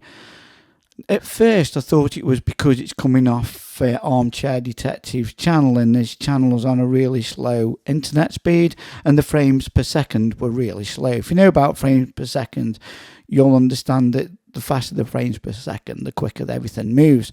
It's been difficult to accept that it's such a simple explanation like that. Personally, for myself, yes. It's. And if you look, you know, with green screen and that, you can tell, you know, the artifacts around the person can sometimes be very different. Super Chuff has done a really good video on the CCTV footage, and he showed the morning of Nicola getting into the car with Paul. Now, I watched that as well, and I thought Paul's ears were really strange. And through the case, there's a red brick wall, there's a red building, red brick. It could be coincidence. I totally get it, okay, I do. But there's so many coincidences that don't make sense in this case. None of it makes sense. And I take it the police have spoken to you, and I take it you're in on the secrecy that now covers like a veil the Nicola Bulley case. See, the word secrecy, now, I think, AD, you are onto something there. You are picking up. There's a lot of secrecy in this, isn't there? Which relates back to Covert. I've just showed you Covert is a secret operation.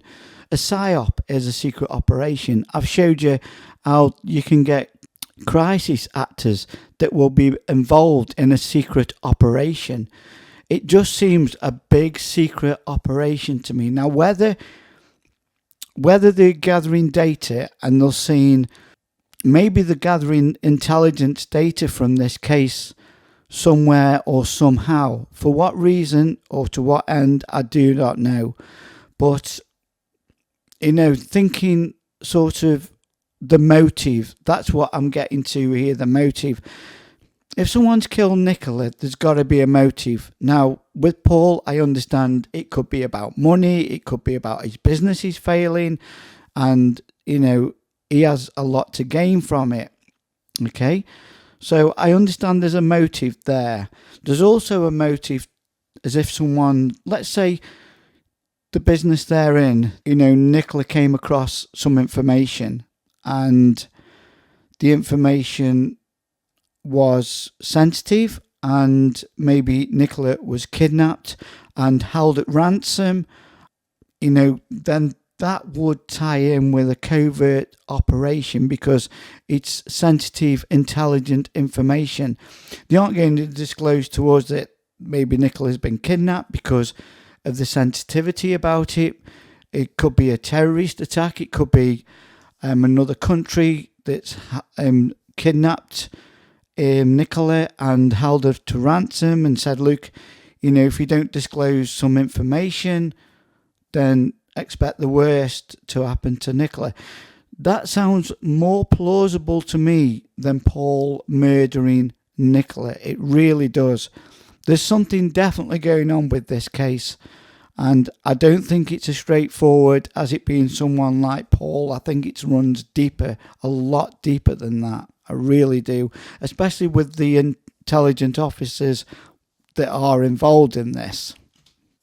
And they take that route, and they'll follow it and just see going far and wide. See, this word again, far and wide, it's been used before.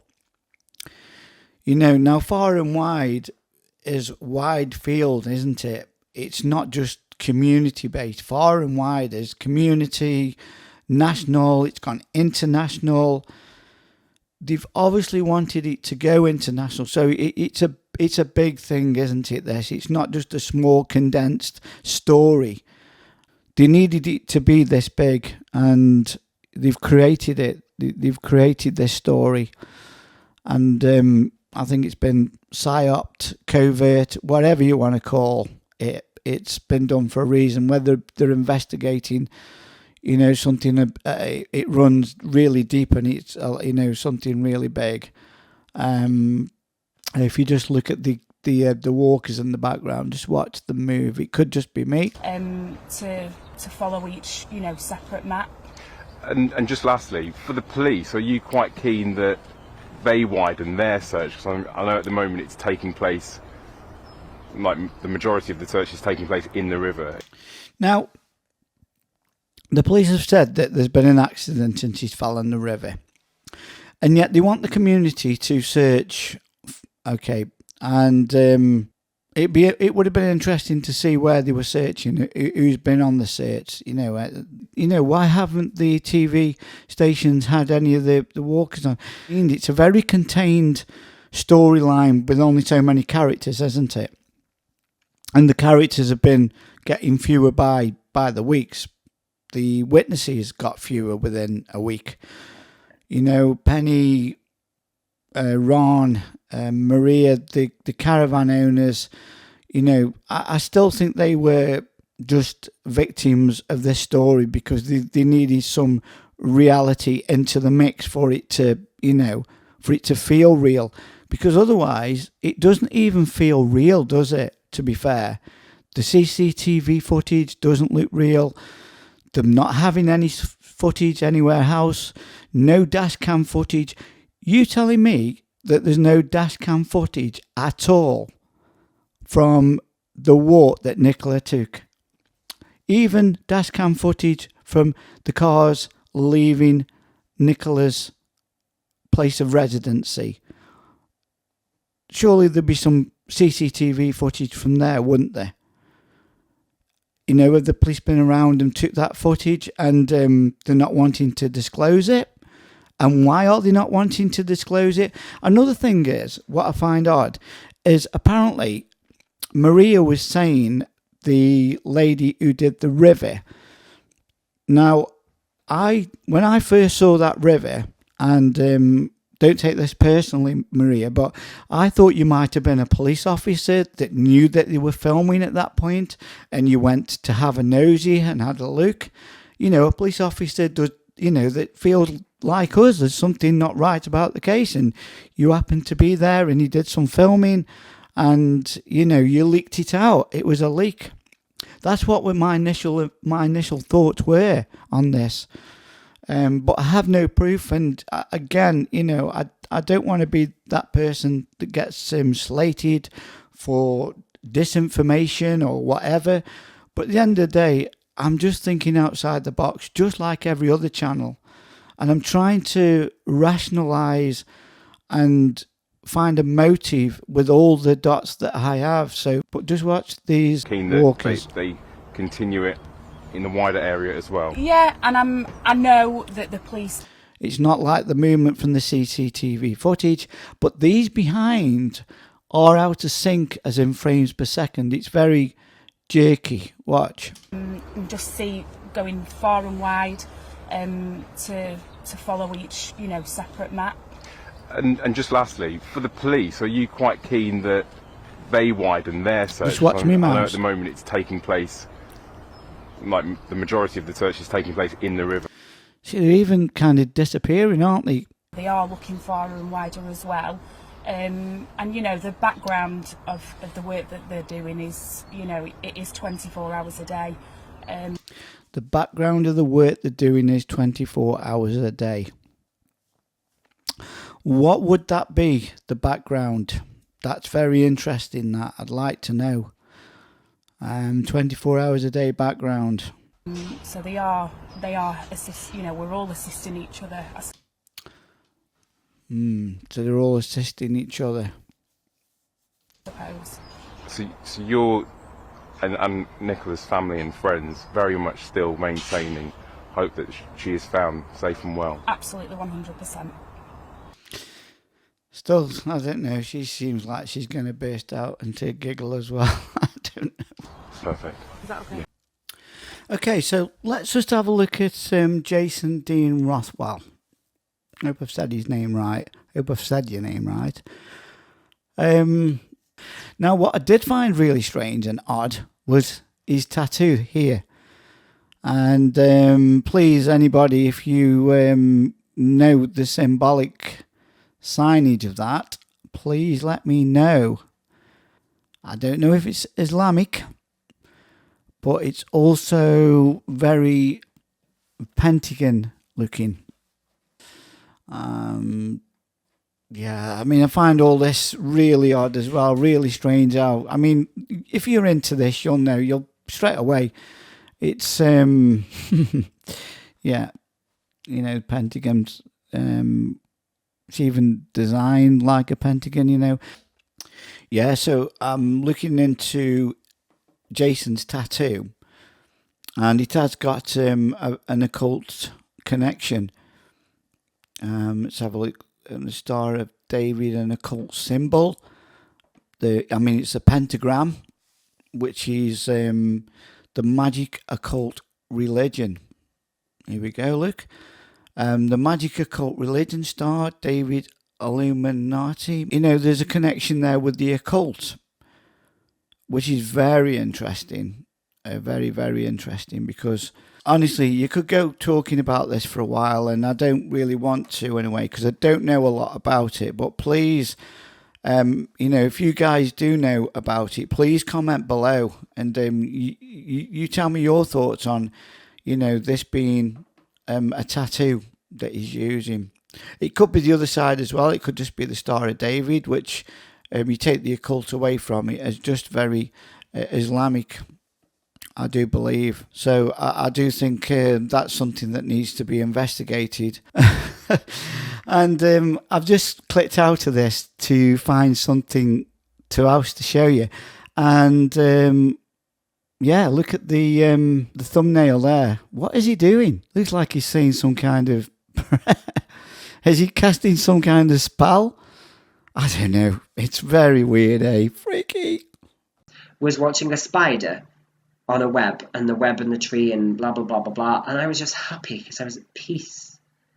He closes his eyes so he can shut out the world, and so he can't see what his God has made for him.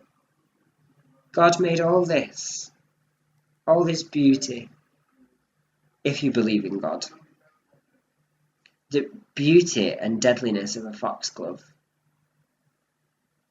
everything, all of it, was made by his God, apparently.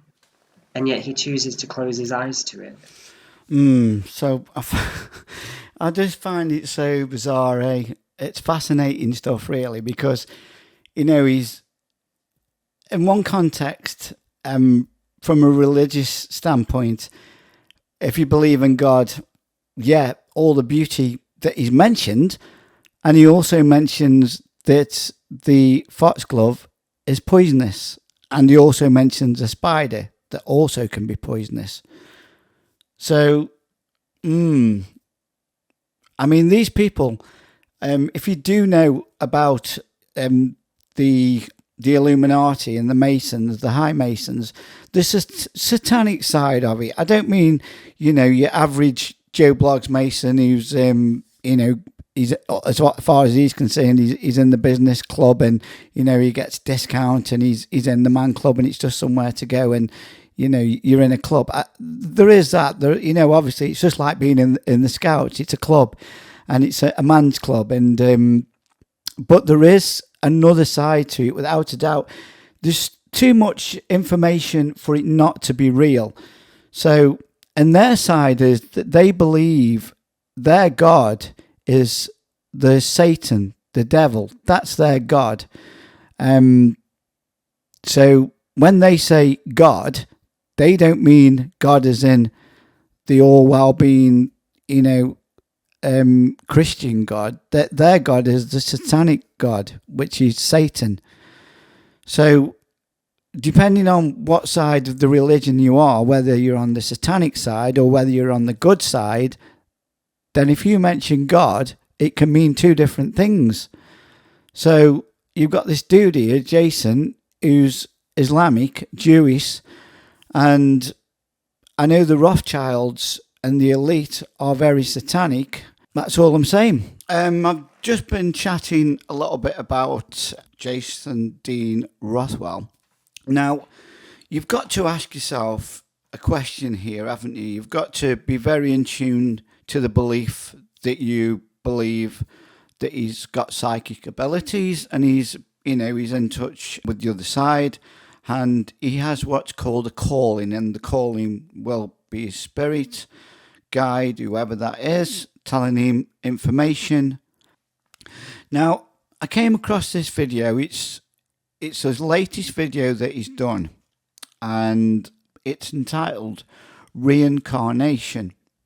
Now, it didn't hit me until he started messing around with the water.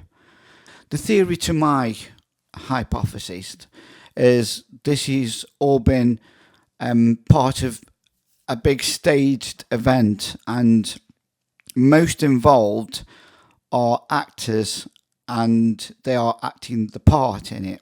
Trying to keep it interesting for you guys to listen is so difficult, but it takes a lot of time and I want to try and get it right. So let's get back to Jason. He's talking about reincarnation. Now, it hit me that let's say it is staged and it's set up and the characters are characters, then Nicola Bulley will be alive somewhere. She would have played her part now and she'd be off somewhere. It's a government operation. I'll use the word psyop. I don't like using it loosely, but it's a psyop. And then you've got this guy, Jason, who's found Nicola. So in his Facebook statement, he did say that he had a calling. Now, that's what they call it, isn't it, when their spirit calls them with the information. But to me, that seems like he had a phone call. He had a calling. So I'm putting the psychic theory aside for Jason. I'm taking him out of the psychic, and I'm just seeing him as a guy who's had a phone call and he's been briefed on where the body is and he's gone to the point and found the body. But let's just watch Jason. Now, it's called Reincarnation. I'll play a little bits that I find very odd and I'll explain my thoughts why I find it odd. Hello, how are we? So, as you can tell, it's been a week or two since I last posted. You should have to get used to that because I do videos when the feeling takes me. But I did read a comment from the last video I did on what is spiritualism. And I promised I would answer it. So this video is about answering it. And it is on reincarnation. Now, it's really important before I begin to stress that not all spiritualists believe in reincarnation. I believe in reincarnation. I do believe in reincarnation. So before this starts, my thought is reincarnation. Now, we've got Nicola Bulley. For those that totally believe in the narrative that Nicola's passed, then I will have to say rest in peace, Nicola. You know, it's a very sensitive subject, and I totally respect it. I really do. I'm not trying to, I'm not trying to be disrespectful in any shape or form to anyone's opinions or anyone, that has their own beliefs in anything. I think everyone's entitled to the belief, their theory, their opinion, and I think we should all respect that, We've always had differences of opinion, haven't we? So it's something that we've been brought up with and we live with. So yeah, I'm going back to the theory. Now, if it's reincarnation he's talking about, now someone's asked the question on his phone, what came to mind as Nicola texted him, and because to me reincarnation could also mean the same. You know, Nicola's played her part. She in the eyes of the public, she's dead. She's passed. She's drowned, or we don't know if she has or how that's happened. But she's not with us anymore. She's been buried, hasn't she? So I'm looking at it from the point of view that reincarnation would be a new life, going forward, wherever she will be, because her old life will be dead. So to me, reincarnation sits with that narrative that this is going to be a new life. And I just found it very interesting that this video comes out and, Jason is talking about it, and some lady has asked a question. So I'll let it play. Sorry, I'm waffling. And I'm just going to read you the question as much as I can do, and then we'll go on and we'll try and discuss how I view reincarnation. So he can read the question as much as he can do. What does he mean by that, I wonder? Does that mean as much as he can understand it? Or does he mean he can read the question and keep some information out of it because he can only read so much of it? I don't know. What sits right with me? And it is really important to say, this sits right with me. It's not to say it sits right with you. And if it doesn't sit right with you, don't take it with you. It's not yours. Truth resonates. What is the truth should feel like the truth. So it says, I have been struggling with relating to reincarnation and the afterlife. How much of the person survives death? Are we the same people on the other side?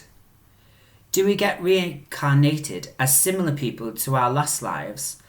And can our personalities change as we go on? I ask this because there are parts of my personality which I dislike. It's really odd, isn't it? That this question, whoever's asked this question, is almost asking, how will it be for me? Let's just put it out there. I'm going to say it. Let's say Nicola has, text him. And because if he's in the know, if it is a psyop and certain people have played the role, then they will know what's going on the inside, won't they? It'd be an inside job, basically. That I'm going to start saying that. It's an inside job. Some of the police force know about it. You've got, Paul and Nicola, the main characters, they will know about it. So the people on the inside will know the story. So let's say that Nicola has texted over to Jason, and this is what she's asking. And, maybe it's all part of it. I don't know, because this case is absolutely, totally bizarre. I will show some things. And there are other parts of my personality which I like, and I would like to keep them. Okay, I'm just finding bits that I want to drop in, because it's quite lengthy, and I don't want to play the full 30 minutes. But more importantly, nothing of the water will ever remain in this. Any drops that are here now, just like at the time of death, any drops of water left in this glass, just like at the time of death, any energy left within our bodies will soon enough transmute, move on, flow into the universe. Whatever water in here does not end up in here. Just find it odd how he's using water as he's to explain this as well. It could just be his way to explain it. I just found it really odd, people, and this is, the guy that's found Nicola as well, and, you've got to really, really believe strongly in, the spirits and, that side of things, and I do not think the police actually do. I saw a comment in my comments, and, it was interesting, actually, because he said the police, it was funny how he put it, he said, I don't think the police actually believe in this this side of things, because you could turn around and say, well, the ghost put the thing in my pocket that shouldn't have been in my pocket. Okay, I was thinking, yeah. So it's a controversial subject on its own, isn't it, this? And it's funny how it's been brought up into the case, and it's funny how he's found bodies. You know, I always try and connect the dots, and, you know, there's so many dots to connect. In my last life, so far as I know and understand, my previous incarnation, he took life. He committed murder. Oh. Okay, so he's on about his old life. This is really odd. I'm watching this in real time with you guys as well. I like to do that because I get a reaction as if you're watching it as well. I try to do that. My previous incarnation, he took life. He committed murder. That's very odd. Just bear with me 1 second. And in the committing of that murder, and in hiding her body. Hiding her body? This is really weird. Do you guys think it's weird? He passed a lesson back into here. He also passed a karmic note into here. That we had done something that is anathema to us as a soul. And so the spirit of Edward Thomas Lee. So he's got to believe that he was a murderer in his last life. And when I see things like this, it's I just can't trust it at all. I'm sorry, it doesn't. I just can't trust it. I can't trust him. And usually I'm into things like this. You know, I can watch things like this with an open mind. So, in a moment of surrender, your soul will return to be Rashi Elohim Adonai. Very weird. I do think he's into the occult. I really hope you don't mind me using this, Penny, but I found this earlier today, and I've just been making my video going over Jason Rothwell, who found Nicola, and lo and behold, he's got symbolic symbol on his arm that he's showing quite happily to show.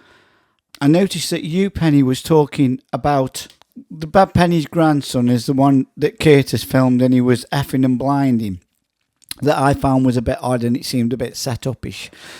Now, I've got nothing against Curtis Media. I was absolutely fascinated by his channel and his content. He was the soldier on the ground, wasn't he? Bringing us, you know, he was there on the ground. He was the foot soldier. Now, there was some things that I did question about Curtis, and it could be just the way he does his channel. It could be his, you know, it could be just his way, but there was some things that were questionable in my eyes. I'm not going to go into it now. For one, about finding the body, he was there. The police were quite friendly with him. He was allowed to film. Now, I would have thought, really, being respectful to the situation, you wouldn't film. You might just be there talking to the camera and saying, I'm here, they found a body, and I don't really want to show you anything else more than that. And I certainly wouldn't have thought that the police would have allowed him to film. I don't think they would have allowed that to happen. Or is that something that can happen? There's probably loads of bodies being pulled out of rivers and it's being filmed. But with it being a high-profile case, I don't know. I'm not really sure. I can't say 100%. I'm not saying, you know, I'm not a channel that's going to criticize any other channel for the way that they operate and the way that they work and their content that they upload, because I think it's fascinating. I think he did a brilliant job. He was a foot soldier on the ground. But yeah, this is the grandson now. This is Penny's grandson. I'm absolutely sure of it. But listen, he's Zionist, you know. Jewish, Zionist. What's going on with all this? Is there a club here? Is there something going on? Underlining about this. We know that this is her grandson. Now, this guy here is a Labour Party councillor, and he proudly says on his Twitter that he is a proud Zionist. Now, anyone that doesn't know what Zionist means, it's basically they support which is strange for Labour, actually, because they're usually very anti-Semitic, the old Labour. This is obviously new Labour. Zionist is a supporter of Israel to have a nation state. Why is he so interested in Israel? I don't know. I just don't know. Okay, people, I've just come across this. Now, why I didn't find this on my first video, I do not know. But this is her normal walk, and this is, of course, this riverbank which has been scoured by police, not only in the water, by divers, by specialist teams, but on the banks as well. So they're saying there, the police are admitting that all this would have been searched. That's what the police have told Sky. It's all been searched. So don't worry, people, it's all been searched. She's not there. Forensic police officers, they've really investigated and thoroughly checked the banks and the water bed. Gone down to the sea. So they've checked all around, they've been in the banks, all in the reefs, in the water, and they can't find her. But that's really odd because the police said she fell in the water and they found her in the water. Very confident, aren't they, about where she's going to be found? Very confident. I still find it odd. And back again on several occasions with the scuba team. Yeah, there has been, look, there's no denying, Kay, there's been a lot of resource pumped into this investigation over the last 3 weeks. Yeah. There has been, a really high-tech equipment used as well to try and see if they can locate Nicola. Of course, their working hypothesis is that she did end up in this river. You can just see as we go around here as well. That she did end up in the river. Now, does anybody know, has anyone been down there and tried to use the phone? Is the signal really good? Because I think that would be a good point to look at, how the phones pick up here, what the metadata would be like. Is it a strong enough reading to know all this information? If anybody knows, just let me know in the comments. I think that's interesting to know. It's kind of look at this direction while we look at that direction. So they give us an image of Nicola that doesn't even fit what she's wearing. So you can't see her. So they've made her invisible, haven't they? Really, by giving us wrong images. She's invisible because we're not looking for the same items of clothing. You're not looking for that girl on the poster. And she was well wrapped up because it was bitterly cold that morning and muddy, like it is right now. And we can see kind of holes and big kind of divots in the ground, but again, she was used to all this. She did it almost every morning. She was used to it. There was nothing out of the ordinary for her whatsoever. The last images we've seen of her are getting in the car, aren't they? It's a bit windy, forgive me. Hopefully you can still hear us. Getting in the car with the kids and the dog. Yeah. And that was from the security at home. Yeah, it was from the front camera at home. And actually... So that's really odd that they've already... Sky know the images... So someone's messed up there. Either someone's messed up in the scripting, or he's just on a tangent and he's. But you would want the information to come out, so they know what she was wearing. She wasn't wearing a hat on the CCTV at all. So they've messed up there, haven't they, on the description there? It's a bit unprofessional. It was released. It was handed to us. Oh, so it's been handed to Sky, so how come he's not telling us the correct description? Some of Nicola's friends, they were like, look, this is what she looked like on that morning. Grainy images, but we want to share these so people can jog their memories and get an understanding of where she was, what she was doing, what she looked like. And, those were the last images we've seen of Nicola on that Friday morning. So if these are trying to go at the same pace as the metadata on the phone, they're in a rush, aren't they? They're rushing to get around. Was Nicola in a rush? Loading the car as she normally would and starting her journey to head to the school. Yeah, we know that the family are watching us this morning. Yeah. It's so difficult for them. Look, I mean, I've been in touch with this family for the last 3 weeks. I interviewed them, her sister Louise, her father Ernie, her mum Dot. It was really, really tough because they were just clueless with, no answers, no evidence, no idea where their sister, daughter, a mum, a partner has gone to. I think the words that they used with me, Kay, was that feels like she's vanished into thin air. That wording, vanished into thin air, it keeps cropping up, doesn't it? Really, really does. It's been used a few times. Emma's used it. Paul's used it. I think I would not accept it.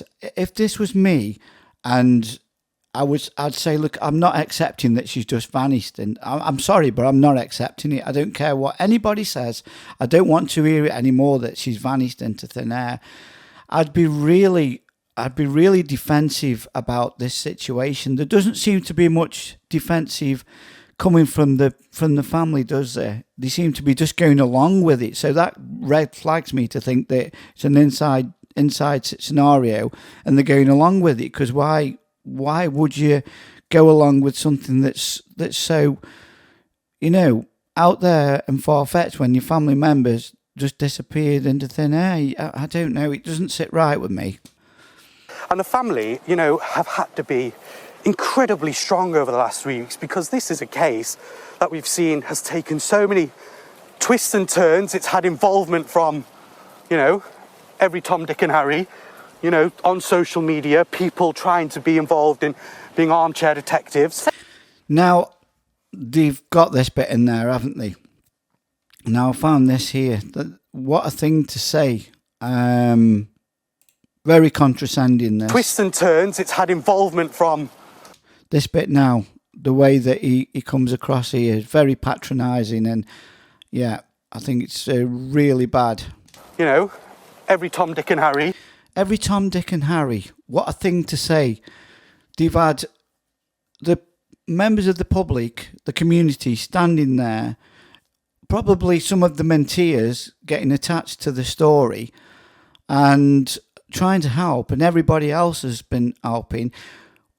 You've got the press asking us to reach out to anybody with any information. They pleaded with us to get involved and come and help. And now you've got Sky turning around, and obviously this would have been scripted, he would have to say it. So this is where I'm thinking this is all programming, the programming it.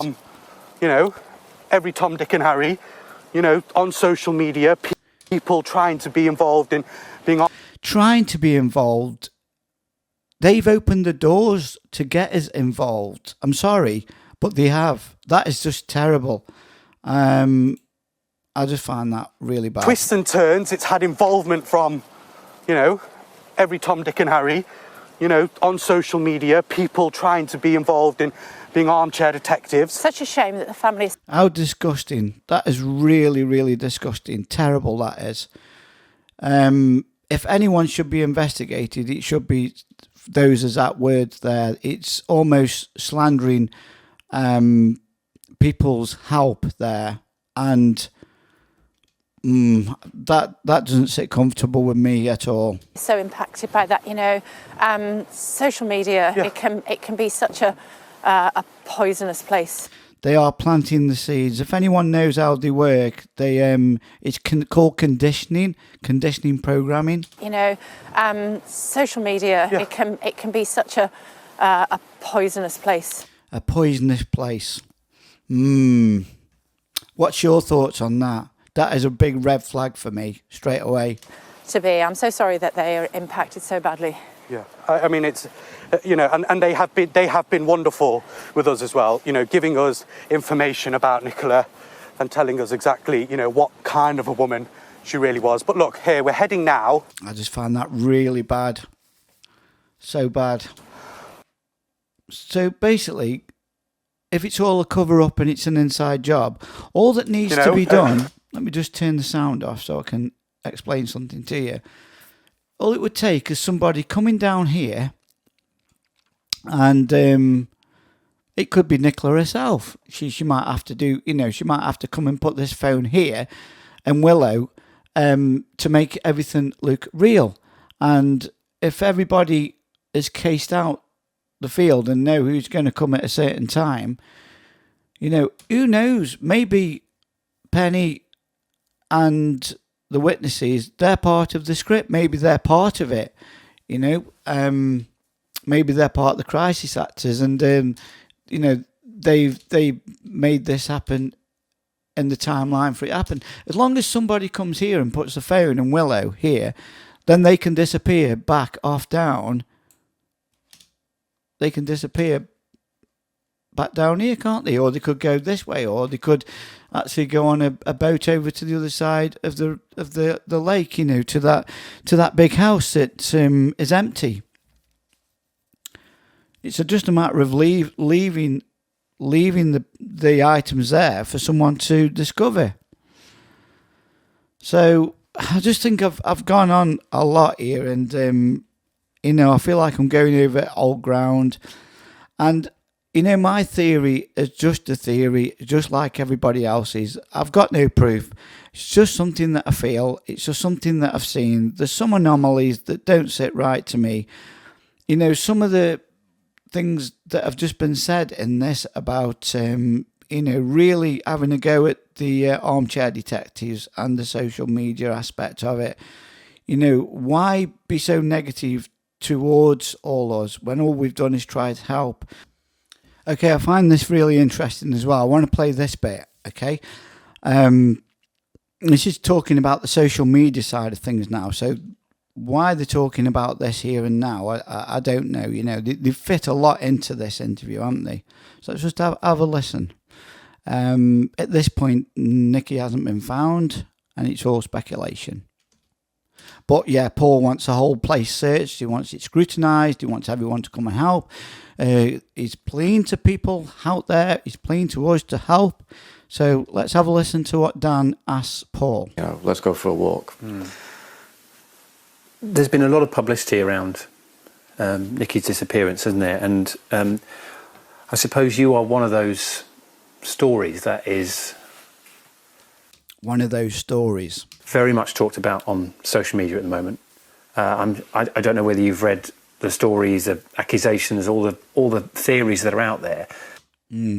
So, does that upset you, or are you happy that people are talking about and trying to find a solution? It would be upsetting. And that's been cut there, hasn't it? You can tell. If you're into editing, you know it's been cut, and it has. So, it's been cut. Of course. If I let myself read it all, don't get me wrong, I have seen some stuff. Most people have been amazing. Now, wouldn't there be somebody in between Paul and the social media? Wouldn't there be like liaison officers, like family liaisons, saying, "Look, don't read this," or or I suppose you might go and have a nosy anyway. But why would you want to go and nosy? And would you not want to go and nosy when you're asking people to come and help anyway? Again, conflicting of his decisions, and his loads of confliction in this. Yeah. You're always going to get that 2% of people that, for whatever reason, say and do not very nice things. But I don't want to give any energy to that. Only 2%, Paul? Is that what you think? Only 2%? From what I've seen on the internet, I think it's more than 2%. Wouldn't you agree, guys? Wouldn't you say it's more than 2%? My energy is just finding Nikki. I read one that said the police need to look at the partner. Okay. Just one. And I'm sort of like, well, yeah, that's the first thing that they do. Okay. That's the first thing that they do. You know that, do you, Paul? Okay. Like, of course it is. Yeah. Like, I knew that would happen. He knew that would happen. When did he know it would happen? At what stage did he know it would happen? We'll just rewind that back. And I'm sort of like, well, yeah, that's the first thing that they do. Like, of course it is. Yeah. You know, like I knew that would happen. I'd like to know when he knew that would happen. So something's been pre-planned here, hasn't it? Seems to be. That's how it seems to me. What he's saying, he knew that would happen. I'd like to know when he knew it would happen. You know, on the first day. On the first day. Oh, okay. On the first day, he knew that had happened.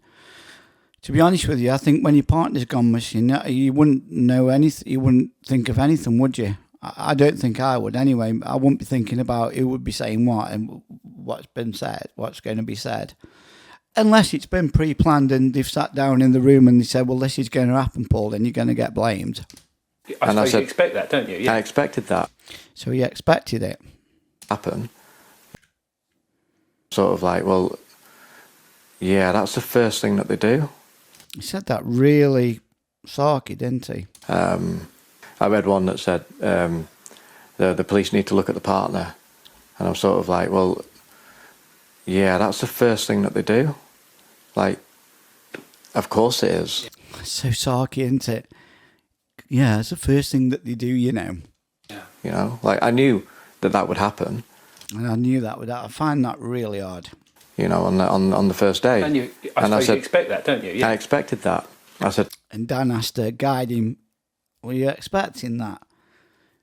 So, you know, if it's orchestrated, planned and pre-scripted and they've sat down and planned it, then yeah, that would have been discussed. You're right, Dan. To them. I said that to them. Hang on a minute. Let me rewind that back. Yeah. You know, like I knew that would happen. You know, on the first day. And I suppose you expect that, don't you? Yeah. I expected that. I said to them. I said to them.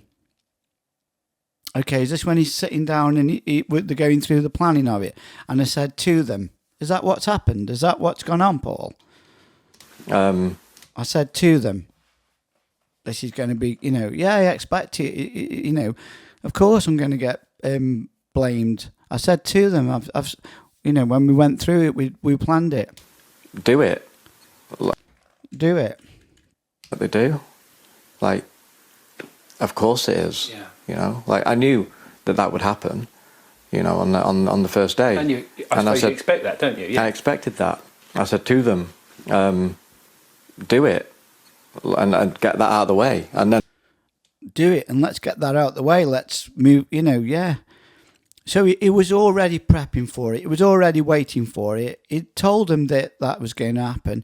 Who he's been telling, and at what point he realised that it was going to happen. It's all bizarre, people, isn't it? That really is bizarre. You know, now you know my theory and how it could be set up, and you know if there's a psyop, he's obviously sat in a room and spoke about it. I said to them. I'd love to know who he's talking about. I really would. And why would you have this conversation? To whom? To whom? The police? Do it, and get that out of the way. Do it and get that out of the way. And then focus on finding her. So, what's just been said is, let's get this out the way, or let's get all this out the way first. So let's say there is a plan, a timeline. So Paul's going to be put in the frame. Let's work on that. So I'll send the images and that. Let's get that out the way now. Let's get that out the way. Let's focus on finding Nikki. Let's get me out the way first. So I'll send some CCTV footage. That I'll put in the mix. All the armchair detectives will jump on that. They'll pull that apart. They'll scrutinise that. They're going to scrutinise me. They're going to scrutinise me. Let's get that out the way, and then let's move on to finding Nikki, finding her in the river. Is that the timeline? So is that the timeline of event? Everyone scrutinise Paul. That's part of it. CCTV footage. Let's get that out the way. Then let's get it out the way, and let's just find Nikki. On finding her and then finding her in the end of the story. Like I said, that's exactly what we did, you know. And that's exactly what we did. Pretense. So bizarre. that was done, ruled out, obviously, and then move on. So, you know, whatever, you know, people want to say, and you know, if that's what they want to think, that's their business. It's not mine. But I know you've also been struck by the amazing response locally, and you know, just being here for today, everybody's talking about it. Everyone's asking how you are, and the local community, whether they're standing out on the street corner or putting posters up, or it's a shame that you didn't allow the community to be involved in the funeral, isn't it? So that they could move on and have some closure, really.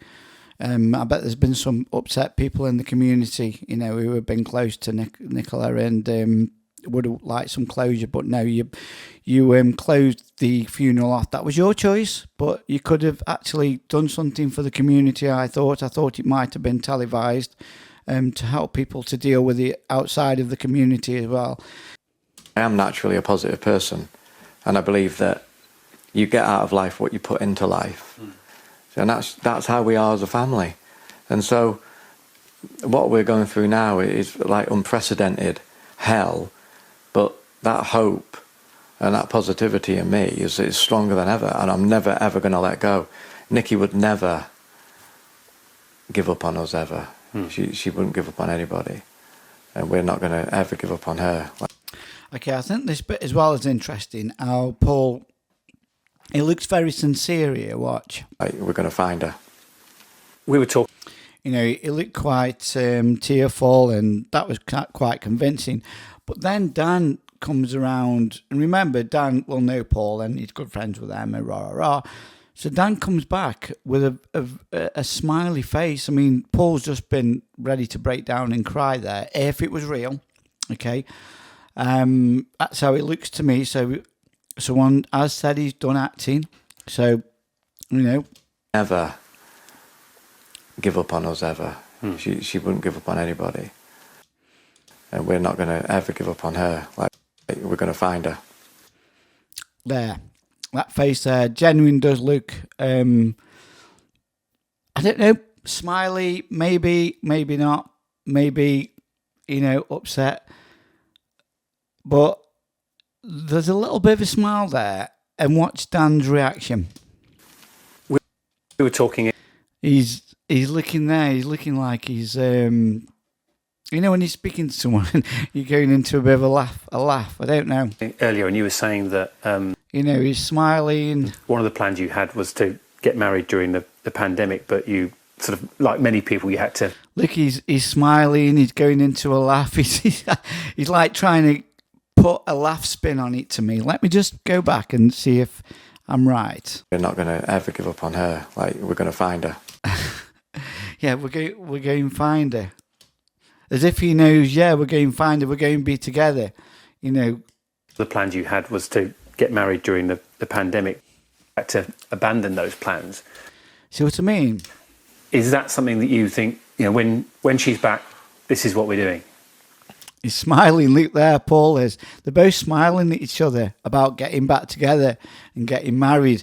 Because if it is orchestrated and staged, he knows he's going to be seeing Nicola, doesn't he? That's my point. He knows he's going to be seeing Nicola very, very soon, whenever. And he knows the outcome, and he's smiling about maybe a payment or maybe what's got, you know, the planned after. Yeah. You know, and... Yeah. I'm far too laid back sometimes for my own good. But also my attitude is, you know, we'll get around to it. It'll be fine. And he's smiling now, isn't he? So we have obviously spoken about, you know, marriage many times before, and then we had the children. You know, and he's smiling again here. This whole conversation from when he was really serious to finding Nikki, they've both been on a bit of a private joke type thing. When your children are, you know, obviously, you know, it's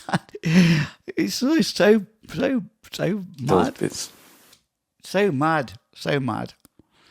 You couldn't make it up, could you? Yeah, all time consuming. And then as you know, he's gone from like losing Nikki, I haven't got a clue where she is. He might not even see the girl again. Might not see his partner. And yet Dan's gone on a tangent talking about marriage, and Paul's talking about as if it's planned, what he's got planned in the future. I'm sure I can't even imagine. I'd have to say I can't even talk about that. I can't even imagine. That isn't in my head at the moment. I can't even think about that. I would have to say that, but not Paul. Now, there is something else as well that I'd like to know too, and that is about the CCTV footage from the school, St Michael's Primary School. Because surely, if Nicola drove to the school, it's obvious, isn't it, that Nicola got in the car and she drove to the school, because obviously she would have dropped the children off. But what I want to know is why there's no CCTV footage from the school. Because as a parent, I'd want to know why there isn't any CCTV footage. And if the camera isn't working, I'd want to know why. Because it screams alarm bells for predators, child predators. If you take your child to school there and the CCTV footage is non-existent, then I'd want to know why. Do you know what, people? On that note, I'm going to leave it there. Now I've heard Paul said that. And again, I just want to thank all the channels that have inspired me. Armchair Detective, BHTV, Brian Harvey's channel, fantastic. Crime Analyst, Laura Richard. She's very professional, very good. She's ahead of the game. Crime Scene 2 Courtroom, fantastic. Curtis Media, he was a foot soldier on the ground. Eddie Vinyl Break, fantastic. Eddie Izzle, great, good channel. I Spy, Grizzly True Crime. And then you've got Lady Maria. She came out with the river, whether it's leaked or whatever. She created the new. She brought it back. She brought Nicola back into the media limelight. You've got Michelle After Dark. You've got Mind Juice, True Crime channel. Penny Bunny, Super Chuffer Scott, and Trisha. You know, these are the channels that I've been following and watching. There's many more, but you know, these are the ones that I've been following and been inspired. I just want to say thank you for everybody who has watched my theory and all the kind comments as well. Everyone has been amazing. I've really enjoyed doing this, and I don't think I'll be doing any more at the moment on Nicola Bulley in this case. On that note, people, take care of yourself, you know, and be kind, and just remember that everything you see is not always as it seems. That's all I'm saying. For anyone who's not in conspiracy theories, we live in a world that's controlled. The people at the top control it, the powers that be control it. And I think, you know, we're moving into more of a realm of control in this. And I think the internet is, you know, they need to control it. And I think the social media and YouTube will be, you know, something will happen soon and it will be controlled. So on that note, people, I will love you and leave you. And again, thank you for watching my content. Please like, subscribe, but most of all, just share, you know, just share everybody's work. It's great that we all pull together and, you know, and we do work together.